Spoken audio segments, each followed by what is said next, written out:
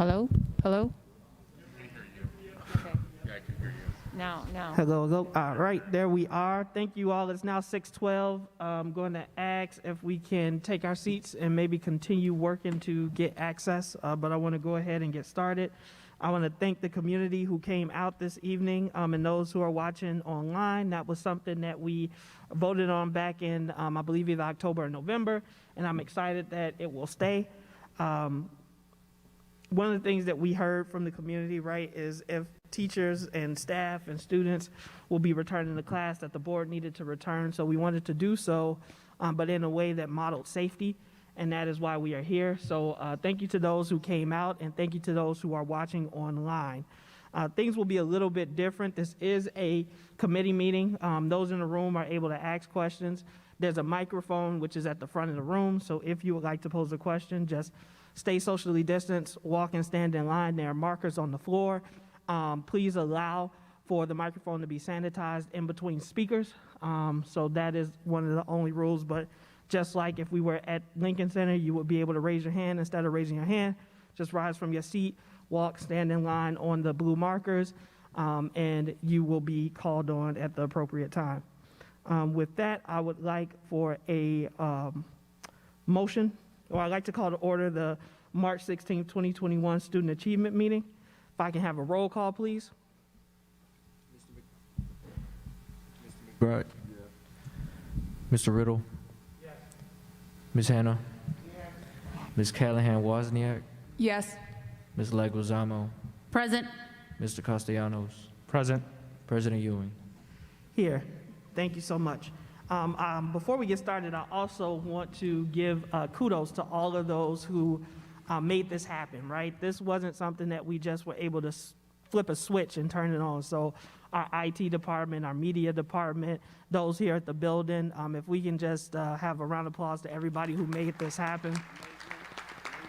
Yeah, so maintenance, everybody that made this happen, we really do appreciate you guys coming and setting up. This was kind of a conversation at the end of our meeting last week, and so for you all to pull it together, execute, for us to be here in person as well as live on YouTube so that people can continue to watch the work of the Board of Education. So thank you.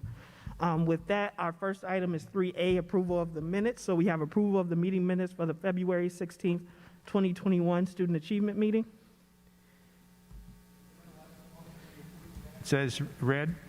Motion by Mr. Riddle. Second by Mr. McBride. Any comments, questions, or corrections to the minutes? Roll call vote, please. Ms. Callahan Wozniak. Yes. Ms. Hannah. Yes. Ms. Leguizamo. Yes. Mr. Riddle. Yes. Mr. McBride. Yes. Mr. Castellanos. Yes. Mr. Ewing. Yes. And so to help out our media team, because they do want to make sure that people who are online can hear us, that's why we're using the microphone. If you, before you talk, just like we just raise your hand, and then that way they know who's going to speak, and they can make sure that your mic is unmuted, which helps with the feedback and the overall flow of the meeting. So once again, before you raise a question or even make a motion or anything, please just raise your hand. They'll know whose mic to unmute, and then we will continue. So first up, we have our discussion items for possible action at a regular meeting, and 4A is the network switching upgrade. Good evening. Good evening, Board President, Superintendent. It's not on. No, it's not on. So it's the switch says that. You have a switch.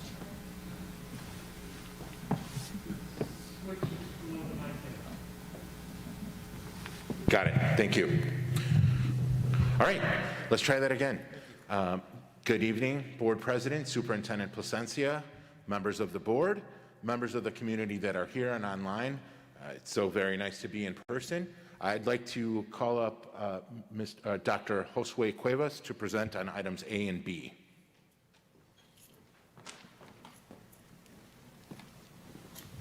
Thank you, Deputy Cesario. Good evening, Board President Ewing, Superintendent Plasencia, board members, and community members. Lee, if we can go back to the agenda item for a second, please, and show the actual agenda item. So the first item, which is network switches upgrade, this is a very important project for our network infrastructure It is covered with the Federal Communication Commission's E-rate program. So for this project, we are covered 85%, which is $175,000, and the district is responsible for only 15% to upgrade this network equipment, which is $30,000 for that. The total estimated project cost is $206,000. Why this is important? This is critical for the network infrastructure and also to keep all the hardware equipment up to date and to upgrade equipment that is at the end of the life cycle. And with this equipment in place, it's going to help the school district to have a faster network infrastructure and also to have a more secure network systems. Okay? Questions? Yes. How long do we think this upgrade will last? What's the lifetime cycle? So normally the lifetime for this upgrade, we're looking between 5 to 6 years. Ms. Anna? Yeah, now, when is the deadline for our E-rate eligibility? We already submitted the application. We got granted for the next 5 years. So for the application, it was due last year.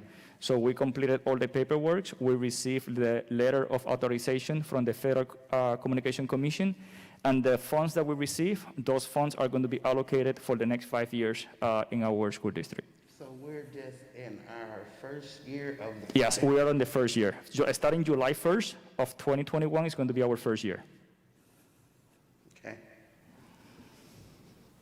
Mr. Ewing? And Dr. Cuevas, so this will make it faster as kids return, right? One of the fears that we hear is obviously we'll have a lot more people with the one-to-one initiative and having Chromebooks. So will this help? It will help. It's a component now, that it is critical to establish the communications, these network switches. In addition of that, the Board of Education already approved to upgrade our network bandwidth from 4 gigabytes to 10 gigabytes. So we already have the bandwidth infrastructure in place to support the one-to-one Chromebook initiative. This is going to be a component that will help us to support that infrastructure on a better way.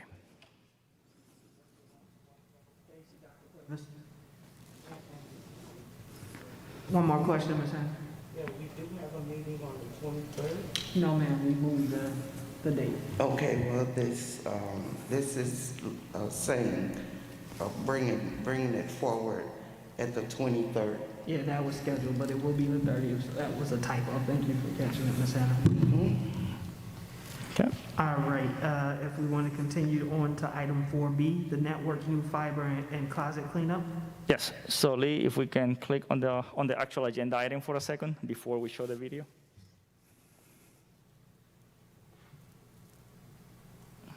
LMB. And this is another E-rate project. This is the continuation of what we've been doing for the last 2 years with the next phase that we're going to be organizing the network closet. So the E-rate approved $253,000, which they're going to cover $215,000, and the district is responsible for $38,000. Why this is important? The network cleanup is the backbone of the network infrastructure of our district. And what we're trying to do is to have organized all the network closets in our school district. And we have a quick video. It's going to take like a minute so that you can visualize what is happening with the network closet cleanup so that you can visualize the benefit of this project. Lee?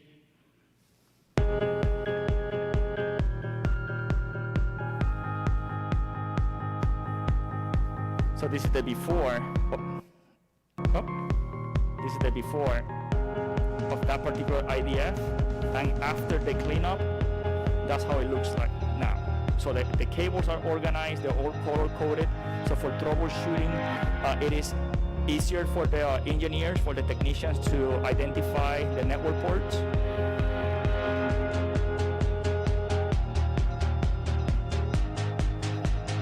This is the Carmen. That's the before. If you can see, we have a long cables. And after we clean it, that's the difference. second IDF that we have at Carmen. So as you can see now, the cables are shorted, they're color-coded, and it's better for us to troubleshoot and also to identify all the data communication. If you look this one right here, we have long cables all over the place. You can see it's long cables. And after the cleanup, that's how it looks now.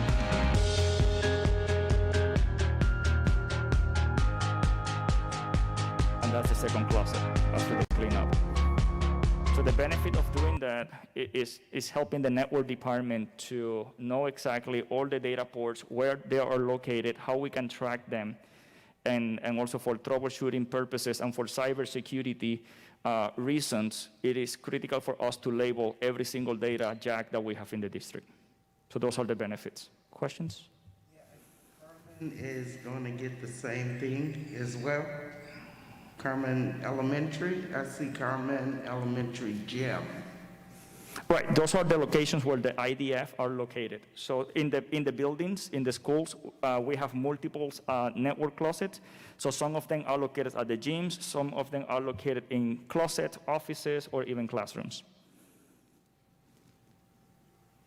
Some of it's already done. Some of it's already done. How much more has to be done? Yeah, so this section right here is the phase 2, is the continuation of what we already started. So we have, with this quote, we're going to cover the remaining buildings that we have. How many remaining buildings? Believe that we already completed, Brad, we completed half already? Yeah, we already completed half, so we're going to complete the other half. Okay, thank you. Mr. Rito? Not yet? Okay, Dr. Cuevas, once the cleanup, the closet cleanup is done, is the life expectancy of that about 5 years as well, or does it last longer than that, once you? The life cycle will stay the same. It's more the organization of the network equipment and to know that where the cables are connected. So in the network infrastructure, if you don't know where the network cable is going for troubleshooting purposes, it is a nightmare. Thank you. Thank you. You're welcome. The more technology we put in, the more we have to spend. Go ahead, Ms. Leguizamo. Dr. Cuevas, so just like to understand, for these two projects, the network switching upgrade and the new fiber and closet cleanup, what are we going to do, or how are we going to dispose of the current equipment? Do we get any sort of reimbursement monies for a recycling program, or just trying to understand that? Thank you. Normally, we recycle this equipment. So at the moment that we remove the equipment from production, that equipment is outdated. We cannot provide any update security patches. So basically, we have a recycle program with the Apple company that twice a year they will come and they will decommission on a secure way this equipment. I was thinking the same thing, until how long that equipment been sitting up in there. And the equipment that you buy now, 5 years from now, you might not even need no wire. Could you please repeat the question? I was saying that the equipment that's in there now, it's probably been there forever. And 5 years from now, we're talking, you might not even need no wire in 5 years from now with technology. Technology changes, so who knows what is going to be available in the near future. Thank you, Dr. Cuevas. Thank you. All right, we have item 4C, the GLAD Professional Development.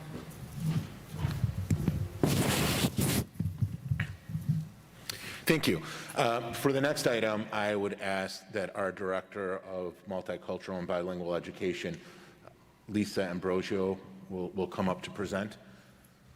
And before Ms. Ambrosio takes the microphone, can we make sure that it's sanitized, please?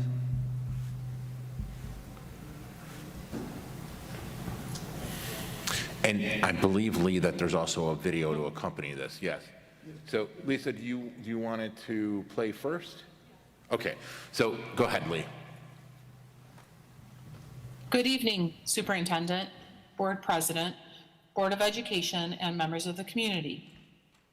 My name is Elizabeth Ambrosio, and I am the Director of the Bilingual Multicultural Program.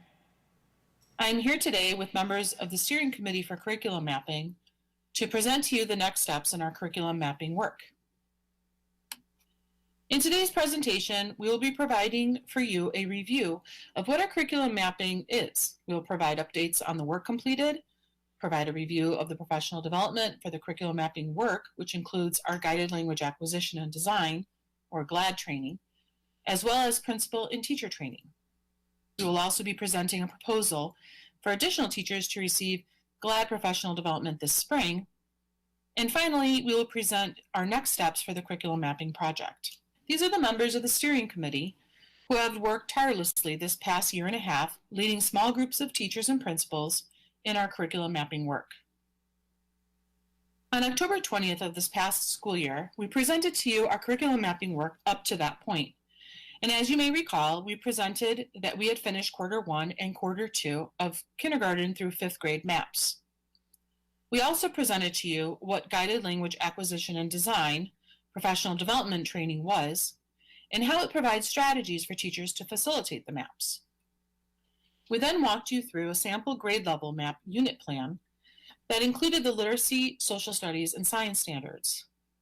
We provided feedback from students and teachers. We included in our presentation videos of student feedback as well as detailed work samples. Where we are now, and as of today, we have now completed our kindergarten through 5th grade curriculum maps that encompass our literacy, science, and social studies state standards. We have our 3 elementary buildings, Oakdale, Cook, and Lyon, that are piloting the maps and providing feedback on areas to improve upon and possibly revise. Our next steps with mapping is to review this feedback and revise our maps accordingly. We will be rolling out the maps to all kindergarten through 5th grade buildings in the fall. The steering committee has been hard at work planning the professional development for our principals and teachers for the remainder of the school year and beginning again in the fall. Our middle school and high school maps are also being completed with an expected date of completion for middle school for this summer and high school for the following summer. We have also begun GLAD training for waves 1 and 2. Ms. Stephanie Jensen, principal at Cook Elementary School, and Ms. Erica Jacobo, 3rd grade teacher at Washington Elementary, will now be taking you through a sample schedule comparison as well as a sample of a 5th grade unit plan. In the past, content areas were taught as separate blocks of times and in isolation from each other. For example, reading was its own block, social studies was its own block, science was its own block, etc. Dual language teachers and monolingual teachers also had very different schedules in the past, which made it difficult to collaborate and plan together. Now, as you can see from the bottom sample schedule, teachers have a solid instructional block of time to teach social studies literacy as well as science literacy. The social studies and science content is taught through rich texts aligned to the content and reading standards. Dual language and monolingual grade level teams are now able to plan together since they're teaching the same topics and content. As we spoke about in October, this is an example of a social studies unit plan for 5th grade. Each unit has an overall topic and essential questions that students should be able to answer by the end of the unit. There are social studies, reading, and writing standards embedded in the unit, and the content is taught through informational text and literature. The big idea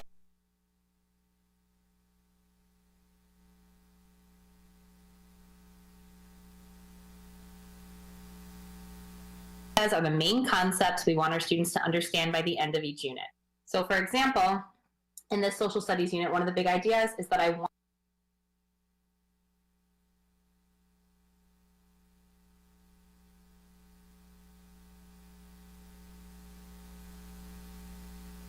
my students to understand how individuals and or groups of people started movements which influenced laws that improved our nation. We also have an example sample unit plan for a 5th grade science lit block. And same as the social studies lit block, the structure will be similar. There's a topic, an essential question that the students should be able to answer by the end of the unit. The science content standards, writing and reading standards are embedded throughout the unit, which will be taught using informational text and literature. An example of a big idea from the science unit is that I want my students to understand that gravity is a force that exerts objects down on Earth, that all objects have gravity, and that the amount of gravity an object has is equal to the object's mass. The next presenter of the following slides will be Catalina Quinones, the principal at Oakdale Elementary. I have the pleasure of sharing the teacher survey data. As you know, it is always important to provide an opportunity for teachers' voices to be heard, for they are the ones leading this initiative in the classrooms with our students. This is actual teacher feedback that we added to our presentation. So as you can see, 73.3% of our teachers felt it was successful, and we had 20% that felt it was very successful. There was a very small percentage that felt it was unsuccessful, which is why we didn't have a percentage on there. So some of the questions that we asked in the survey were, what happened with the change? How did you feel about the change? How successful do you think you were with making the change? So what happened with the change? It aligned our social studies and science curriculum better, pushing kids for higher DOK, depth of knowledge levels. We have been able to intertwine literacy and social studies, science, giving our kids a better understanding in both subjects. Teachers have a basis on which to work to cover the standards, and that there is consistency in content in all schools and grades in Waukegan. How did you feel about the change? Some days it was overwhelming, but this change is positive in my opinion. At first, it was difficult. There were a lot of unknowns and difficulties implementing it. As time went on and we had more time to analyze the materials, this became easier and more successful, which made me feel better and see the positives of this change. How successful do you think you were with making the change? We felt it was difficult at first to wrap our heads around all of the curriculum, but now we are feeling more successful with it and that we are headed on the right track. In my opinion, it has been a success since it provides the opportunity for each team to put their touch on it. As mentioned, I think it was difficult in the first quarter, but as we transitioned to the second and third quarter, I feel that I became more comfortable and demonstrated a better understanding with this change. And now I am introducing Dr. Kevin Brown, our Director of Teaching and Learning. So that leads us to standards-based grading. With the curriculum map, it demands standard-based grading. We have gone through a great deal of work of prioritizing standards and creating a curriculum map. However, it must be aligned with standard-based grading to ensure that students are actually learning the intended prioritized standards, which we have discussed earlier in this presentation, and we will continue to do so. But I think it's also important for me to talk about the difference between standard-based grading and traditional grading, which leads me to the definition of what is the purpose of standard-based grading. And standard-based grading shows grade level skill a student has learned and what still needs to be learned.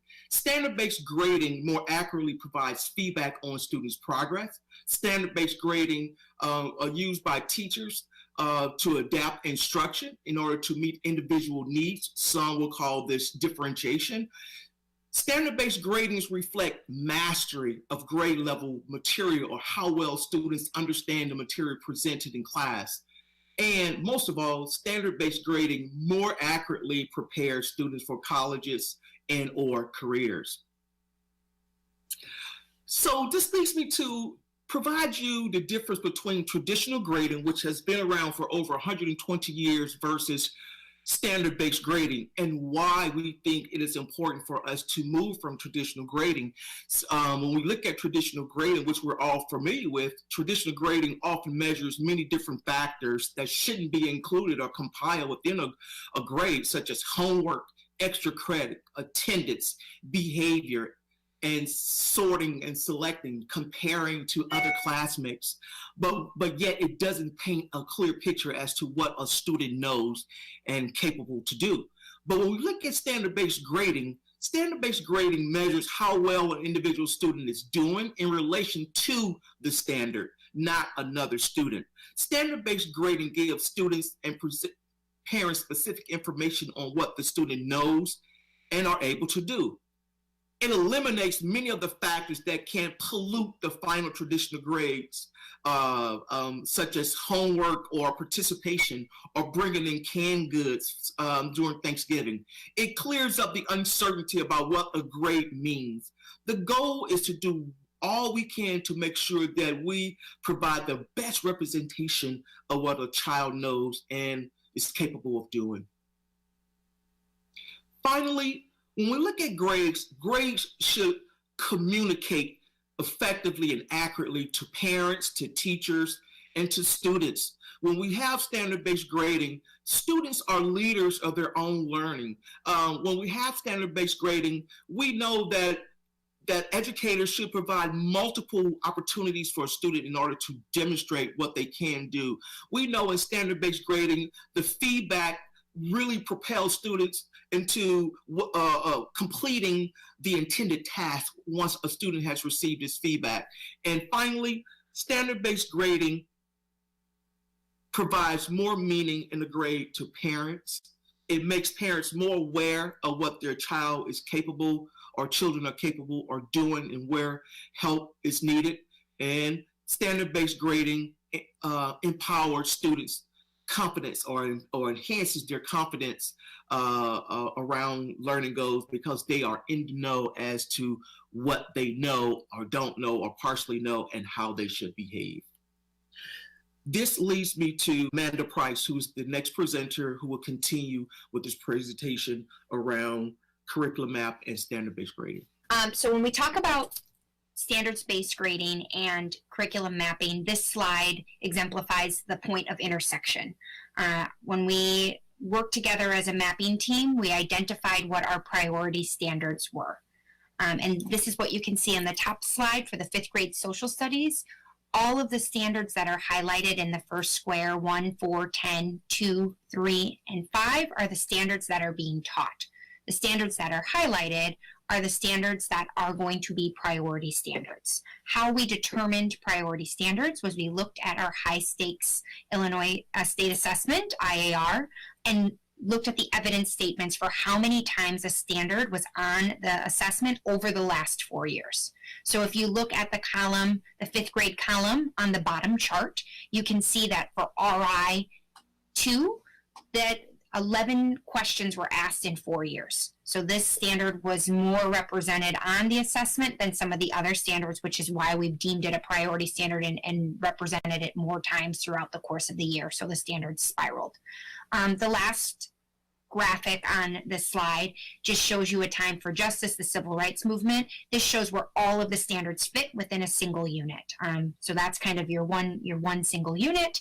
And then the top graphic shows the standards for each quarter. And then the bottom graphic again goes into detail on how we determined what the priority standards were. At this time, I'd like to introduce Dr. Bertha Campos, our bilingual coordinator for K-8, and she'll be going through GLAD strategies. The last time we presented, we talked about GLAD. GLAD is Guided Language Acquisition Design, and it is a professional development instructional model for pre-K through 12th grade. We said we were going to be training all of our core teachers and for them to be GLAD certified. We started training our teachers in the pilot schools, and that was wave 1, and it started in August of 2020. Wave 2 started in January, and that included our teachers from the non-pilot schools. We are coming to you to request for approval for wave 2B non-pilot school teachers to be trained starting in April for our Institute Day. And that will include teachers from the middle schools and the preschool. And in the future, we're going to come to you to request for funding for Wave 3, which will include the remainder of our teachers from K to 5th grade. And that will be in August of 2021 to 2022. Now I'm going to introduce Ms. Christine Collins, who is the coach for Oakdale Elementary School.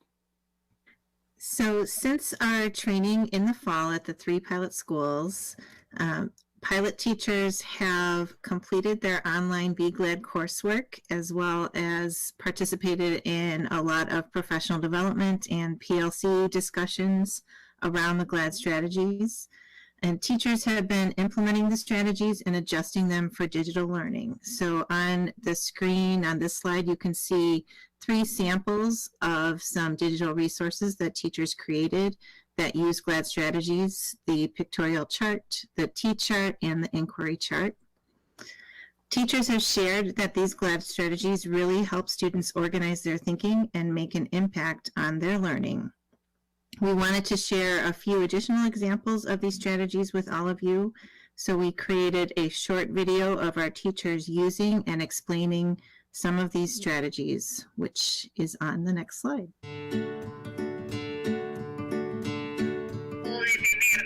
¿Ok? Así que clase, quiero que repitas conmigo. Mientras más masa, más fuerza. Muy bien.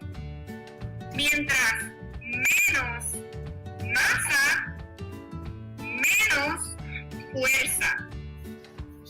Cars in the past didn't have windows.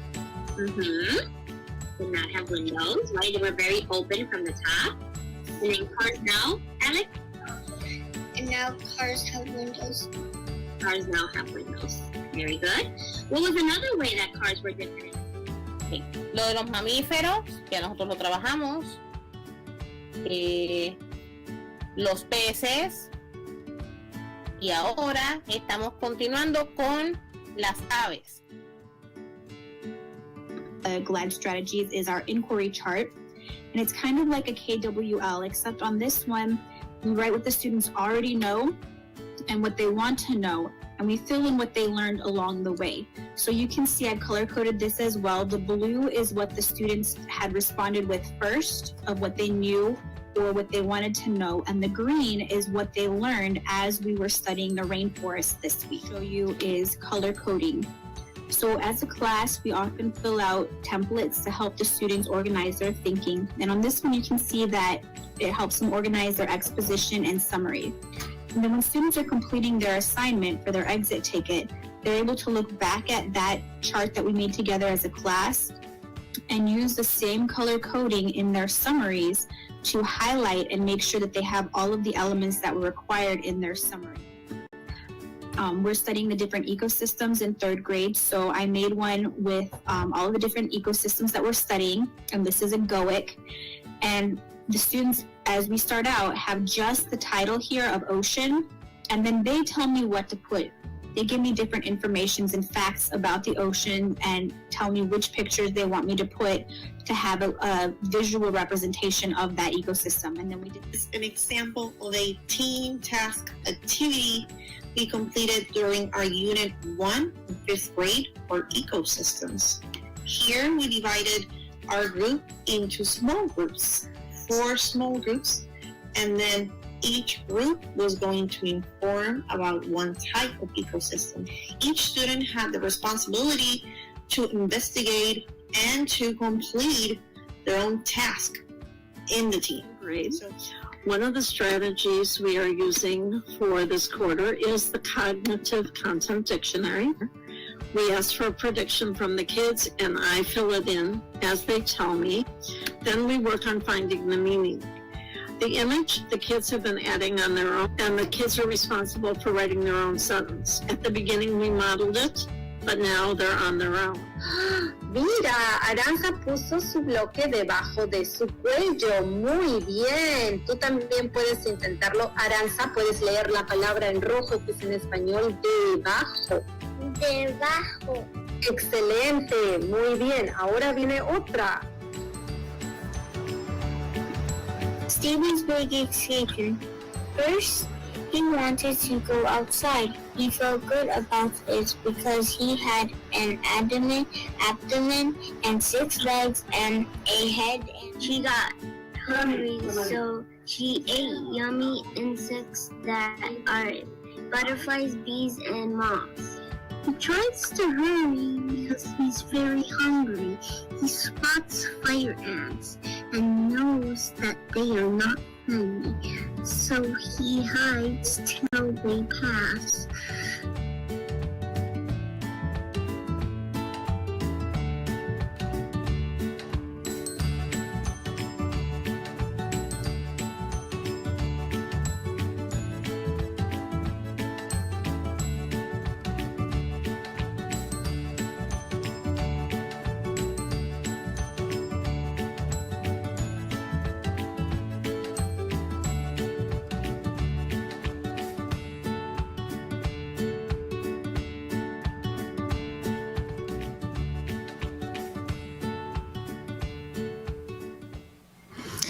And now I would like to turn this back to Ms. Ambrosio.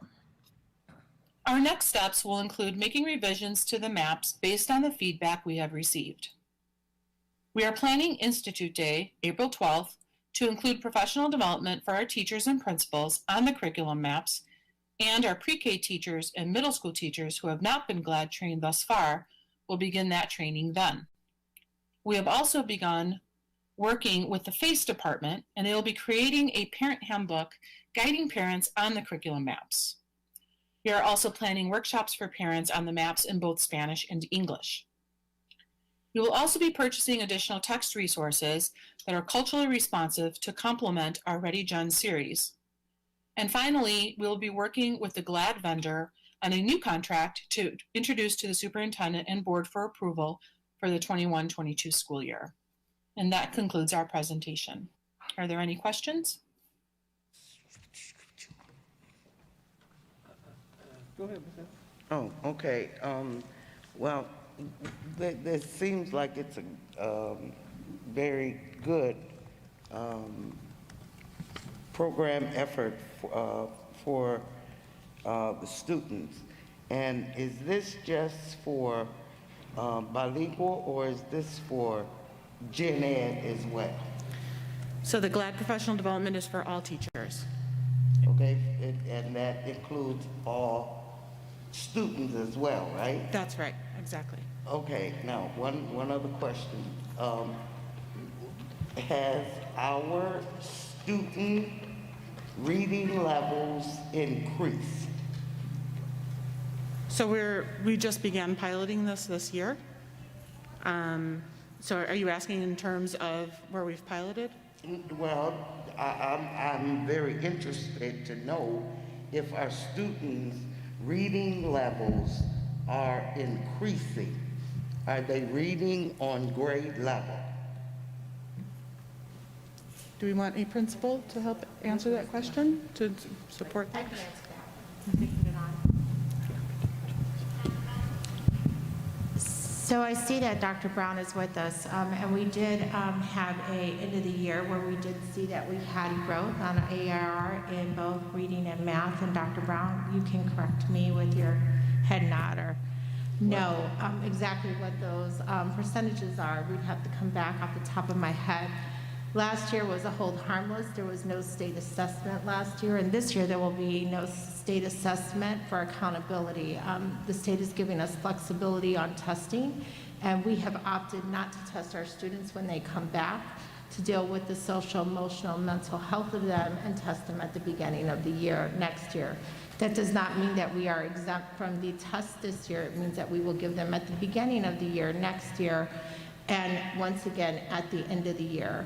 And Mr. Cesario, I see you standing there. If I said anything incorrectly, please correct me. So yes, we have seen growth on AIR previously. Did you want to say? Yeah, no, I was just going to add that we have been using other assessments to determine growth. We don't have a full report right now on what all the growth is, but we're still using assessments to adjust instruction. Teachers are still doing that. Principals are still using assessments. We're not using, obviously, because we didn't have the as Superintendent Placencia mentioned, it was a hold harmless year last year. But we do have some data that we can provide regarding math and reading. I don't have it right now. It's not part of the presentation. I do think, though, that this is a long-term strategy that we're going to use to develop teacher practice. And eventually, you know, your questions about, is it for all students? The way that the curriculum is developed, it's developed so that it could be used with a dual language classroom or in a monolingual classroom. So it's all these strategies are for all students and for all teachers to implement. And the way that the curriculum was designed was so that it could be used by either as well. Okay, and I'm still not getting my question answered because I want to know about our students reading on grade level. But my second question is, if we are just piloting this program, in how many schools are we piloting it in? We started with a smaller group to examine. The pilot wasn't to pilot the program, it was to pilot the approach that we're using to implement this. So there was a slide that showed the steering committee, and instead of developing the curriculum in-house with just the admin doing it and giving it to the teachers and to the principals, we created opportunities at all levels so that everyone could be involved in this process. So that first pilot, those schools were an attempt to determine what were the best methods and approach to use towards implementation. And then we expanded it. Okay, and I'm gonna give you, I got a couple questions. As I was looking at the steering committee, I didn't see, unless I'm not knowing actually, I didn't see anyone from our exemplary school as well as from our Blue Ribbon School. And if they have received those designations, they most definitely should be included in any kind of curriculum mapping or anything, because they have already proven that that they have methods that are working. And then here's my scenario of piloting in 1 or 2 schools, and that we should put what we're doing in one. Come on, duly noted, but we have seen great success with the pilot program as we bring on schools on different initiatives. Also, there's also a bandwidth. When you bring on 15 elementary schools, you have to be able to support them through the process. And that is a heavy lift for our district with the amount of people that we have to lift this. So we target schools to do it right, get it tight, and those principals help build other principals' capacity as they come on the second year. But did you want to answer it? Yeah, I just wanted to add something, because I think the scenario that you presented is exactly why we're doing this work, in terms of having students from different schools move from one school to another and have totally different experience in terms of programming, materials, technique, and you know, that is exactly why, you know, one of the first things that we did as a team was fill in the program. So, and you all are well aware of this, because you all approved the purchase of the programs for EM4, for Carnegie Math, for ReadyGen, so that we as a district, we're all using the same materials. And then this is an attempt so that we can have some of the same activities and identify the same standards. It doesn't mean that everybody has to be on the same page, in the same book, on the same day, but it's supposed to. So that it's already going to take the student time to acclimate to the setting, but now at least they know what to expect. So that's the effort to do this. The pilot piece, the biggest reason why, and it was touched on by Superintendent Plasencia, was really the bandwidth piece. The other piece was that this was a huge endeavor to undertake, because this is one part of it: admin, site-based admin, assistant principals, principals, our team, our directors, you know, and Lisa, just a wonderful job all the way around. And I thank the Board of Education for having the faith and belief in us to make these purchases, to support the work that we're doing. But it is work that happens over time. And we've made some pretty good headway in where we're at up to this point. So I just wanted to highlight that's exactly why we wanted to do this. We wanted some consistency. And I appreciate that, Mr. Cesario, everything that you said. And you talk about time, and unfortunately, from year to year, our students don't have time because if they're in third grade, standard-based, what do you guys call it? All of the methods that you all are using with them, okay? And so that's how come, we need to find a way that all of our schools are giving the students so that they're all on the same thing. And just one other thing, I certainly hope that you all will find a way to determine not just the growth of our students in reading, that we need to find out if our students are reading on grade level. Thank you. Thank you. Just because I wanted to piggyback with Ms. Hannah. Oh, sorry, go ahead, Ms. Wozniak. No, you ask your question. I was just related to that. So if I'm looking at this, the timeline for implementation is through December of 21, so this December. So when will we actually, when does it take effect? Because if we're giving them the PD, are they changing practices mid-year? Yeah. I mean, and that's a really great question. But here's the thing: is that it's happening over time. They're getting the PD and they're implementing it, and it's anything that we're going to do, any kind of practice or implementation has to be progress monitored. So that's why it's a critical piece that we have the admin in here, that when they're going in to observe teachers in their practice, this is part of what they're giving feedback on. I understand the sense of urgency, and I have to say that given the fact that we started this, I started in December of 2018, to get to where we're at right now, I have to reiterate this, is a huge leap.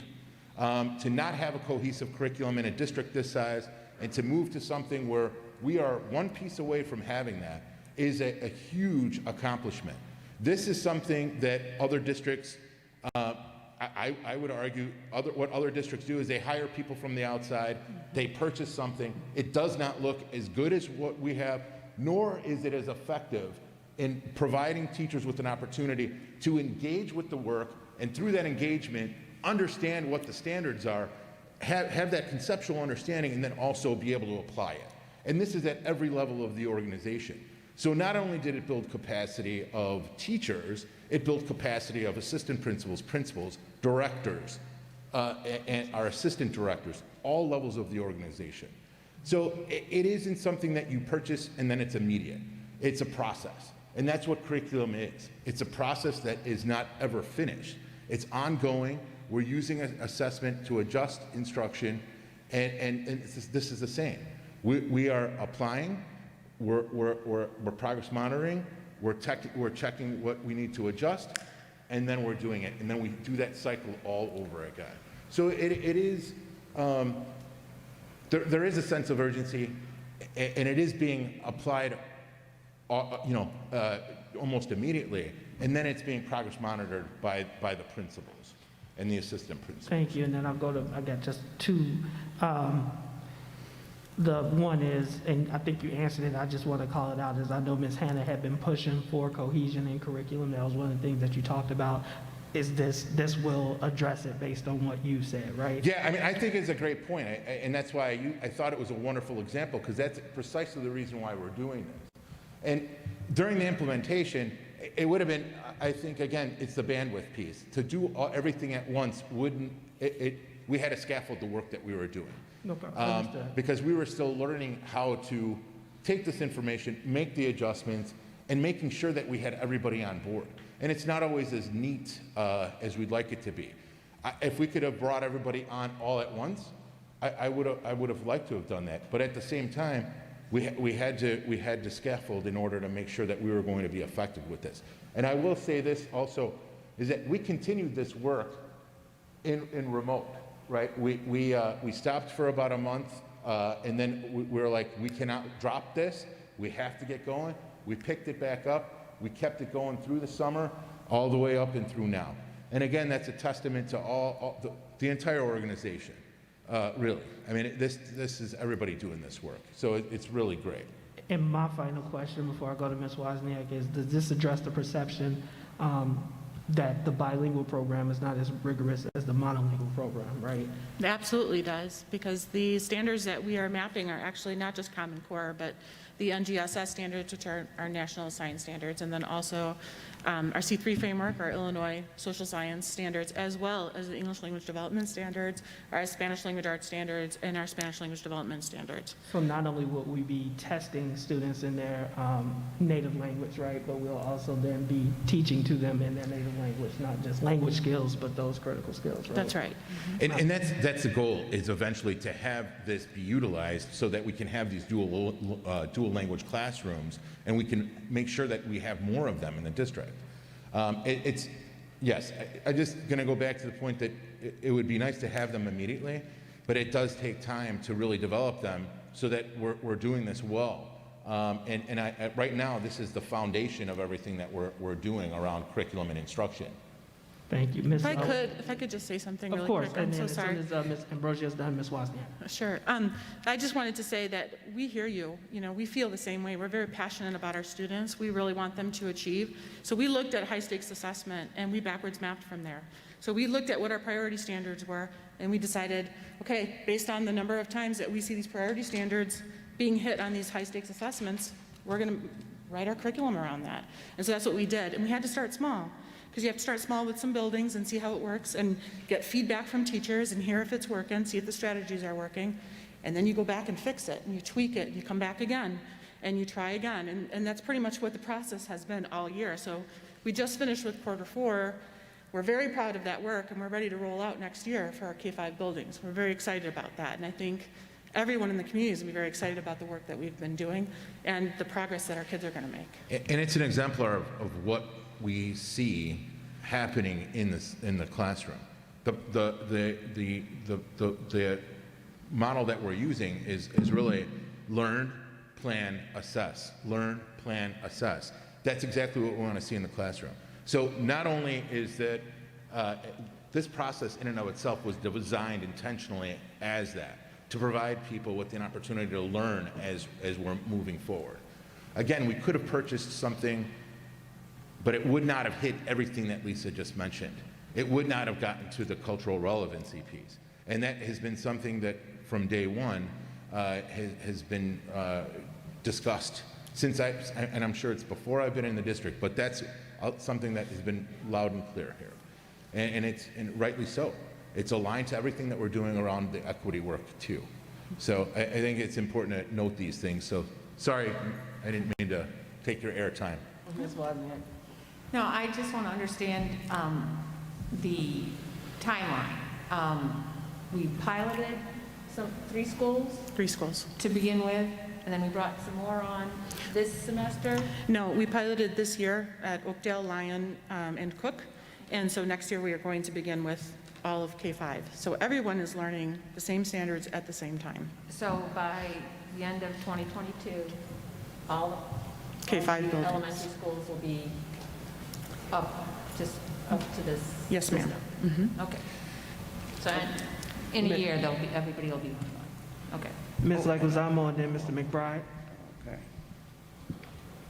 Thank you, Board President. So just to piggyback off of Ms. Hannah's question in regards to the students going from one school to another, I am also on YouTube, and I like to monitor the comments on there. And so there is Ms. Stephanie Jensen is participating on YouTube.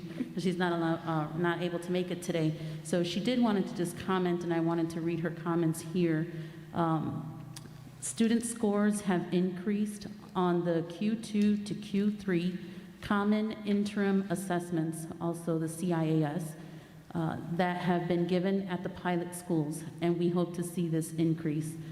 Data from these assessments tell us how students are mastering standards, but this is not a fluency test to determine reading level. So just wanted to put her comments in the record so that we are aware of her opinion on this whole thing. But I do have quite a few questions. I know I asked a few earlier, but just like to understand if the team knows the final cost of the whole entire program now, because I'm wondering if we know the entire cost now, if there's a way that maybe you can present the final cost to the board up front so that we could just give you the approval now and you don't have to come back to us for next phase and just keep on going, right? So that there is no barriers that we are causing or no gap. This is just an idea I was thinking of right now. I know I need to talk to the other board members how they feel about that, but I mean, this is just something that I don't want to stop the progress on. Yeah, that's a great idea, and that's what we did with the platform too. The board approved it in that manner, that so it gave us time to do it. We could come back with what that is, and then obviously the board can have a discussion regarding that. Yes, we can show you what that would be. I'm sorry if I can just interrupt really quick. I think part of the reason is because we're funding a lot of it through grants, and grants are year to year. And so we have to, as we're rolling it out, we have to make sure that we project the right amount of money with the right amount of teachers, and then we write it into the grant, so that way it's accepted and approved through the state. That's part of the reason why. And we also need to monitor whether the program is working. And the monitoring You know, can come. before money is expended. Right, and the monitoring can come, I mean, we're looking at the 3 schools now, right? And they're looking for the next wave, right? And we don't have yet the data before going on to the next wave. So we can monitor this whole thing, just depending on what that assessment looks like, what we want to see what that looks like, and how we're going to monitor that, right? So it's just an idea. I don't know how the other board members feel about that, but we can talk about that if they're able to give us a full amount. At another time. So the other thing I was wondering, what is the process in this curriculum mapping that will eliminate culturally insensitive materials from ending up in our classrooms? So one of the things that we were very intentional about when we created this curriculum is we made sure that we had people that were representative of our student population, part of our steering, and we invited folks in as well. Another piece that we made sure that we did was we gave the work over to the Department of Equity so they could kind of vet through all of our resources. There were occasions that we had to go back and revisit and tweak and make changes. And I think that's going to continue to happen, because when you have a culturally responsive pedagogy, you're looking at your clientele, if you will, your students, who they are, who's in your classroom, who you're representing. You need to represent every single one of those students in there, whether it's just one child that speaks Karen and everyone else speaks a different language. You want to have culturally responsive texts in your classroom that are about the Karen culture, right? You want to teach about everyone in the classroom. So it's really up to each individual teacher as well to make those changes with text resources that are representative of their student population in their classroom that they serve. Yeah, and that's part of the professional development too, is I was going to say that part of this, the teacher has to have some responsibility too, and some of the training that we're doing, not only through GLAD, but also through the equity work that we're doing, right? These things aren't in isolation, they're all interrelated. And I think that's why it's really exciting, is that they're all aligned to the goals that we have as a district, and then they're also aligned in terms of how they're informing the practice, right? So they're not learning these things, out of context, right? And they're able to apply them immediately in practice. I think that's another reason why I really like this model, is because we're not just learning about the process, we're engaging in the process, and then we're assessing what's working, what's not, and how to adjust, and then to move forward. Same with what we're talking about with teachers and what they're doing in the classroom. So can you just specifically go through the approval practice of the materials that gets to the students? So if once again, you provide the curriculum, right? You provide the shell. And then if a teacher tweaks, right, the content, how is that material go through the approval process to make sure that it is culturally sensitive? So that's a great question. So here's the thing, is that this will be a comprehensive curriculum, but any curriculum isn't going to have everything that you need to teach on a given day. Because just like Lisa said, curriculum is what I bring, what my students in front of me bring at any given time. And so it's really important to understand that this comes with lesson planning and with principals having conversations with their teachers about what it is, what you're doing, reviewing lesson plans, engaging those conversations. To say that we'd eliminate everything, that might not, I would never venture to say that, nor would I say that what we're going to have here is going to be everything under the sun.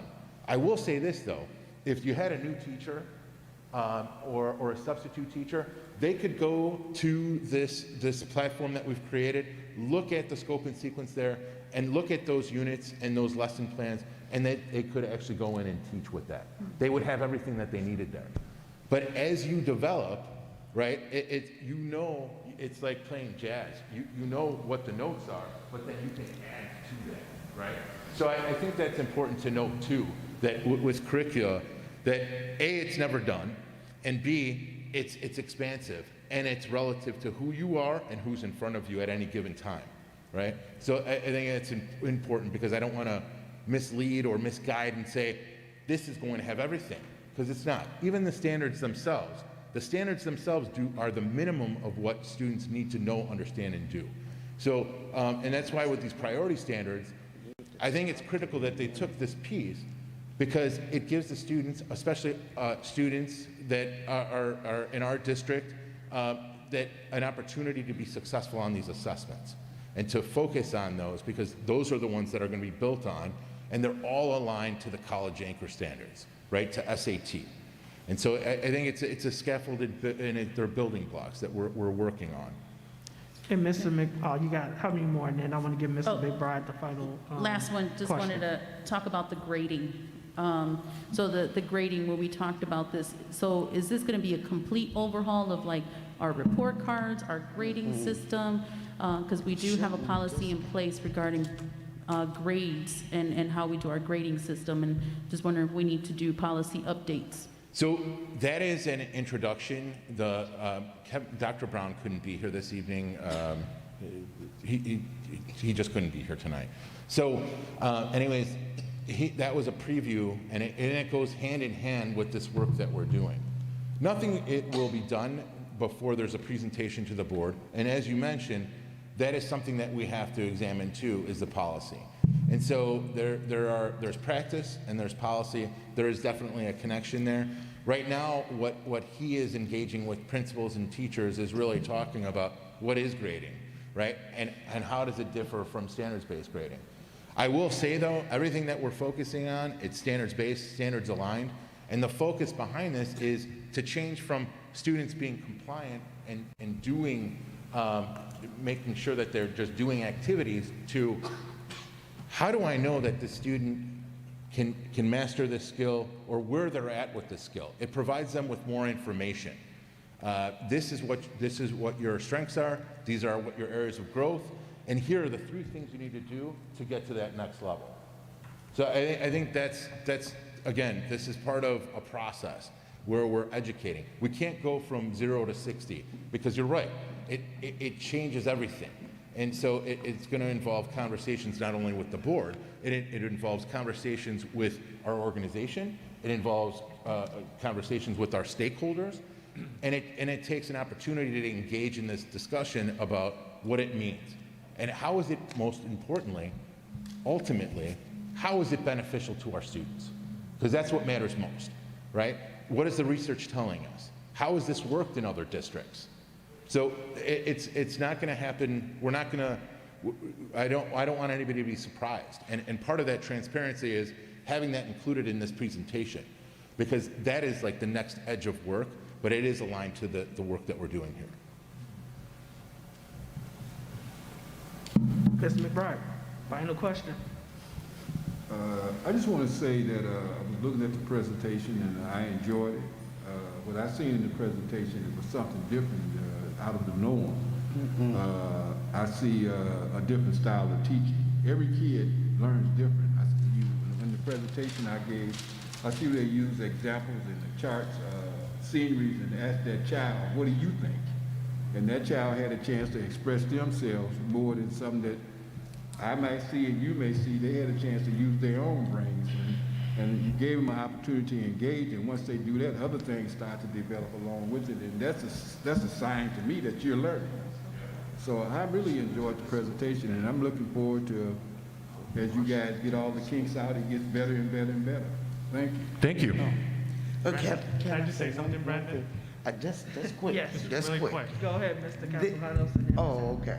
I just want to say I'm really excited about this. One of the reasons I got involved in the school board was for curriculum. I attended Oakdale and I saw a big disconnect. And I know the community has been really interested in this rollout. I'm excited for the end of the year for K to fifth grade to be implemented. And you said something that really stuck out, that a substitute teacher can come in and just pick up and teach. That goes to show how structured and well put together a curriculum like this is. And it's very important, and I can't wait to see what you guys do with this. Thanks. Thank you. And, yeah,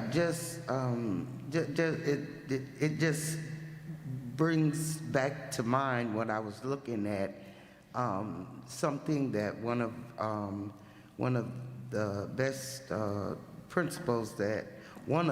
principals that we had in our district, now retired, Barb Steincypher. I remember she was doing this type of work in her school, and it was very successful in her school. I just wanted to make that known, okay? And so, maybe you could ask people that were over there with her. Will do. That they would know, so if you all are trying to reinvent, the wheel, you probably could get some help over there. Thank you. All right, so with that, we had the virtual writing professional development. I think it's self-explanatory. Board members, did you have any questions on that? The what? Item 4D. Wait, I lost my stuff. Wait.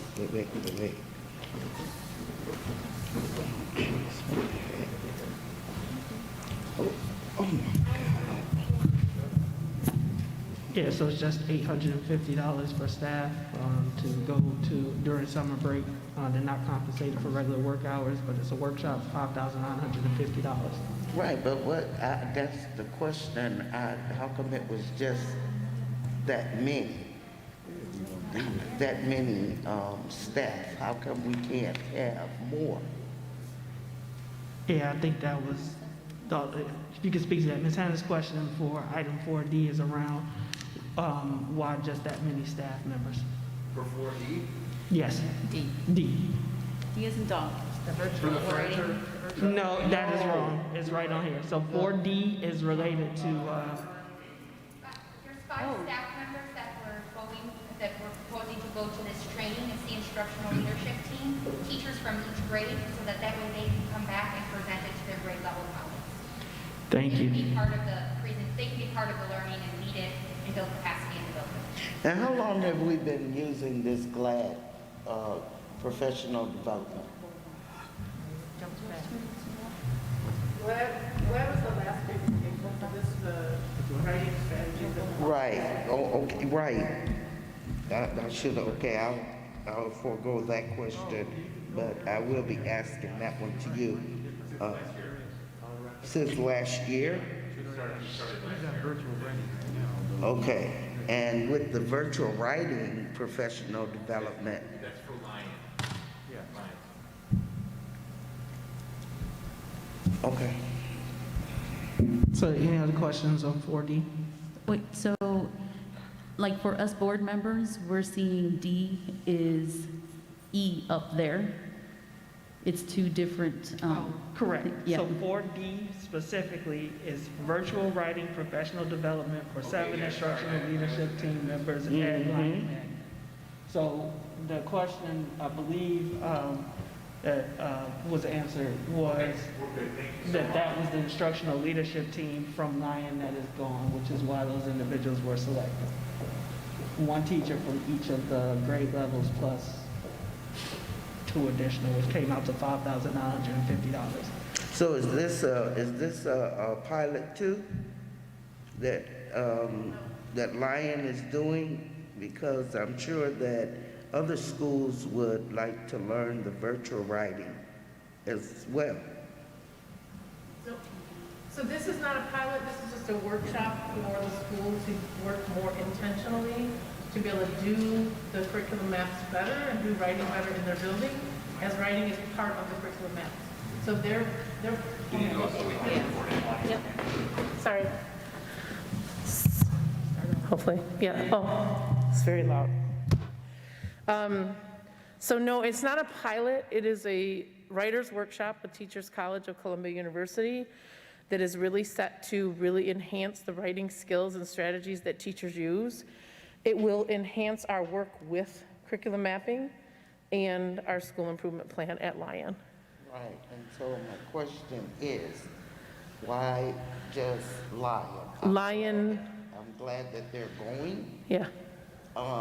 But we have other elementary schools that eventually are going to get into this curriculum mapping. Yes, so Lion sought out this PD and they have elected to go. It is normally a very expensive PD, but since it's virtual, it's a little less expensive. This So was they at the took the principal's opportunity. discretion. Yeah, this was at the principal's discretion to go. That was her choice to, with her ILT, to make the decision to go to this. Okay. The reason why it's being brought up here is because it is a virtual, but it's more than 3 days. So to be transparent, we wanted to bring it to the board because there isn't really anything written right now about something that is virtual. It's not travel. It's virtual, and it's more than 3 days, so we had to bring it here. Sorry for the confusion between the 2 items here, but this was just the school and the principal and the ILT's decision to do this, and that's part of the reason why it's here. It is indirectly associated with the work that we're doing around the curriculum writing, but again, this was a local decision that the principal made with her leadership team. I hope that clarifies. I know there was a little confusion about where it did. So. All right. Mr. President, the only question I have about this, I see the teachers are not getting compensated for regular hours. This is being done during spring break, and I think that's wonderful. They will get credit for professional development, though, right? Yes, they have chosen to go in summer break, June 21st to June 25th. Right. It seems wonderful that they're doing this and willing to do it, so they must be very excited about what they're going to be learning. So I'm kudos Yeah, to they are them, excited. to those teachers and their principal for setting this up in Mr. Cesario. Thank you. Ms. Price is in the back. Yes, of the thank you, Ms. Price. All right. We are now at information. We have the assessment update for 2020-2021. Board President, really quick, just was wondering what happened with the Carmen Buckner furniture. Is that kind of being It's pulled? 5B. It's there. They just moved it to information. So this was a previous thing. It's still on the agenda. Oh, okay, so we'll still have that discussion. Thank you. Correct. So we can look at 5A, assessment update for 2020-2021. Dr. Knoll. Good evening, everyone. Happy to be back. Superintendent, board president, board members, members of the community, colleagues, thank you all for being here this evening. Wanted to provide the board tonight with an update on assessments for 2020 and 2021. Before I jump into the slides that are on there, Lee, just wanted to give the board a little bit of context about kind of how we've arrived at this point. Earlier this year, ISB, the state of Illinois, along with other states nationally, requested from the U.S. Department of Education an assessment waiver and an accountability waiver. U.S. Department of Education denied the waiver for completing assessments at the federal level.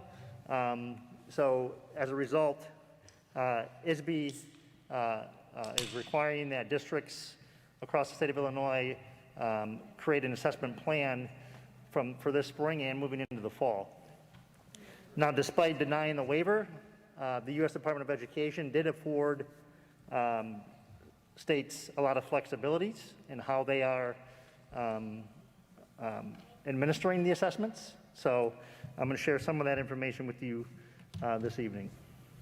Next slide, please. I also want to acknowledge my colleague, Dr. Jonathan Brown, is here as well. He's here. He was obviously a huge part of this conversation, as well as the academics team.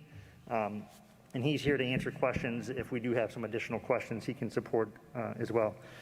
So first and foremost, we know that we recently just announced that our district returning to hybrid. So we wanted to establish an assessment plan that would best meet the needs of our students as we transition back into a hybrid learning environment, with the understanding that, number one, you heard the superintendent talk about our bandwidth to give assessments with the limited number of days that students would be in attendance. But so taking all that into consideration, these are some of the factors that played into our decisions in terms of some of the assessments that we're providing this spring, as well as assessments in the fall. ISB currently is surveying all districts across the state to determine their preferences. So again, ISB is providing districts with flexibility in when they want to administer different assessments, how they want to administer them. They have afforded extended testing windows. They've shortened some of the assessments themselves. And they are also not requiring districts to test 95% of their students, which is the typical expectation across the state, that school districts test at least 95% of students when it comes to state assessments. So those are some of the flexibilities that ISB is currently offering to districts across Illinois. Next slide, please.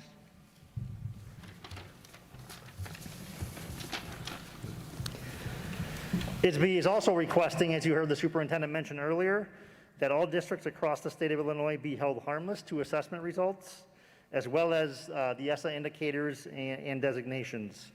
As you know, last year, the state of Illinois did grant that request, or I'm sorry, the U.S. Department of Education did grant that request, so state districts were held harmless for assessment results, as well as accountability metrics and designations. It's to be determined whether that's going to come true this year. It seems to be moving in that direction, but no official word has been made on that yet. The last time that we provided our students with a full IAR exam in the spring was 2019. So it's been a couple of years since we've done that.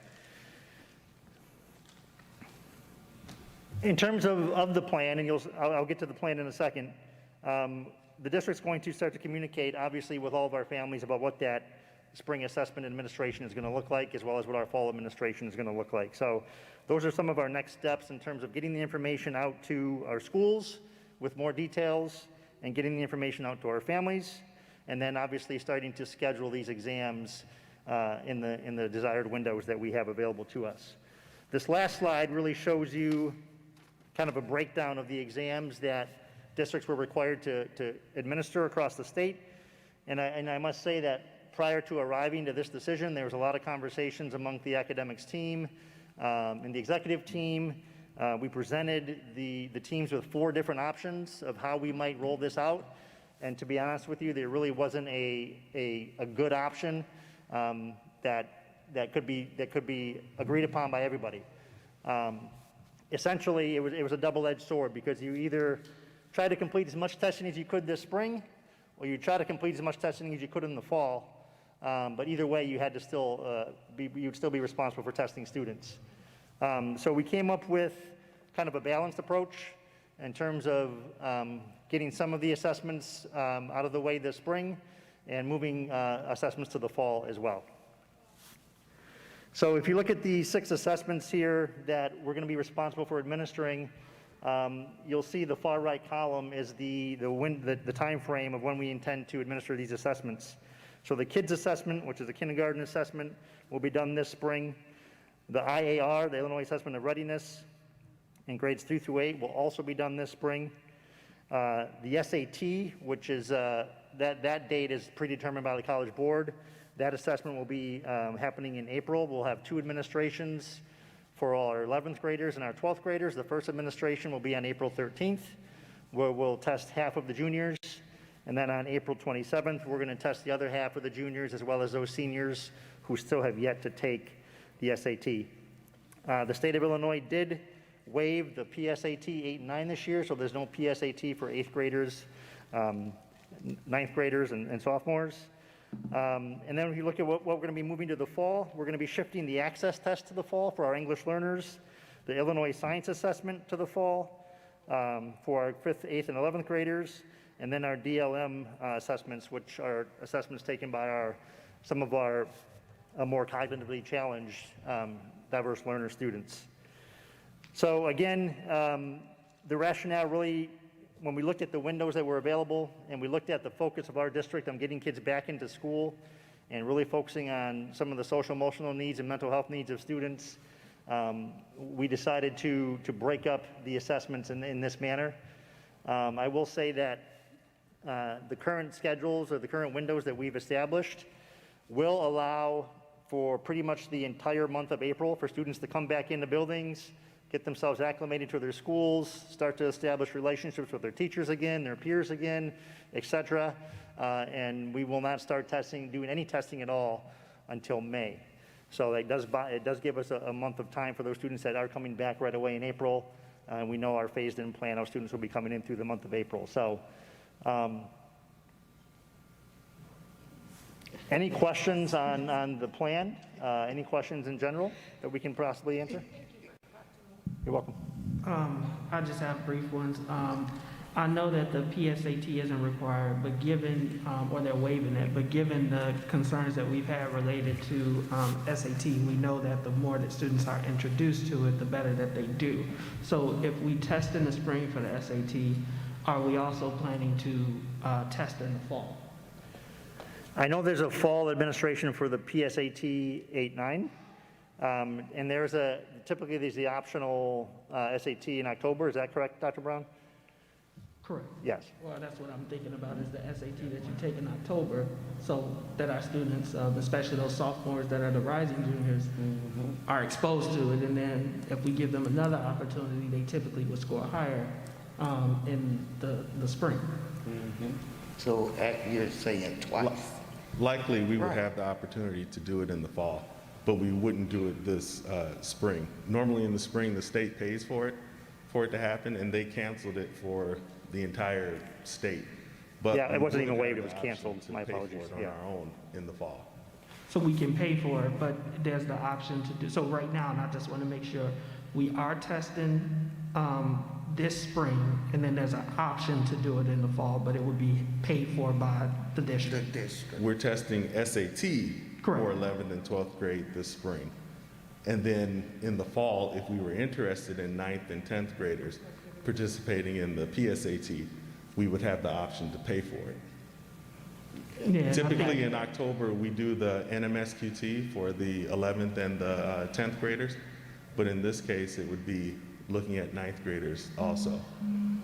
And I just would highly encourage us, whatever board is sitting here after April, and even administrators, I know we don't want to test the kids to death, but given that that was a very specific statistic that we've been watching, I think exposure would be beneficial. So that's my 2 cents. It was a part of it is a part of the budget request so far. I like that. Ms. Anna? I just want to know, okay, with the spring 2021, the K through 8,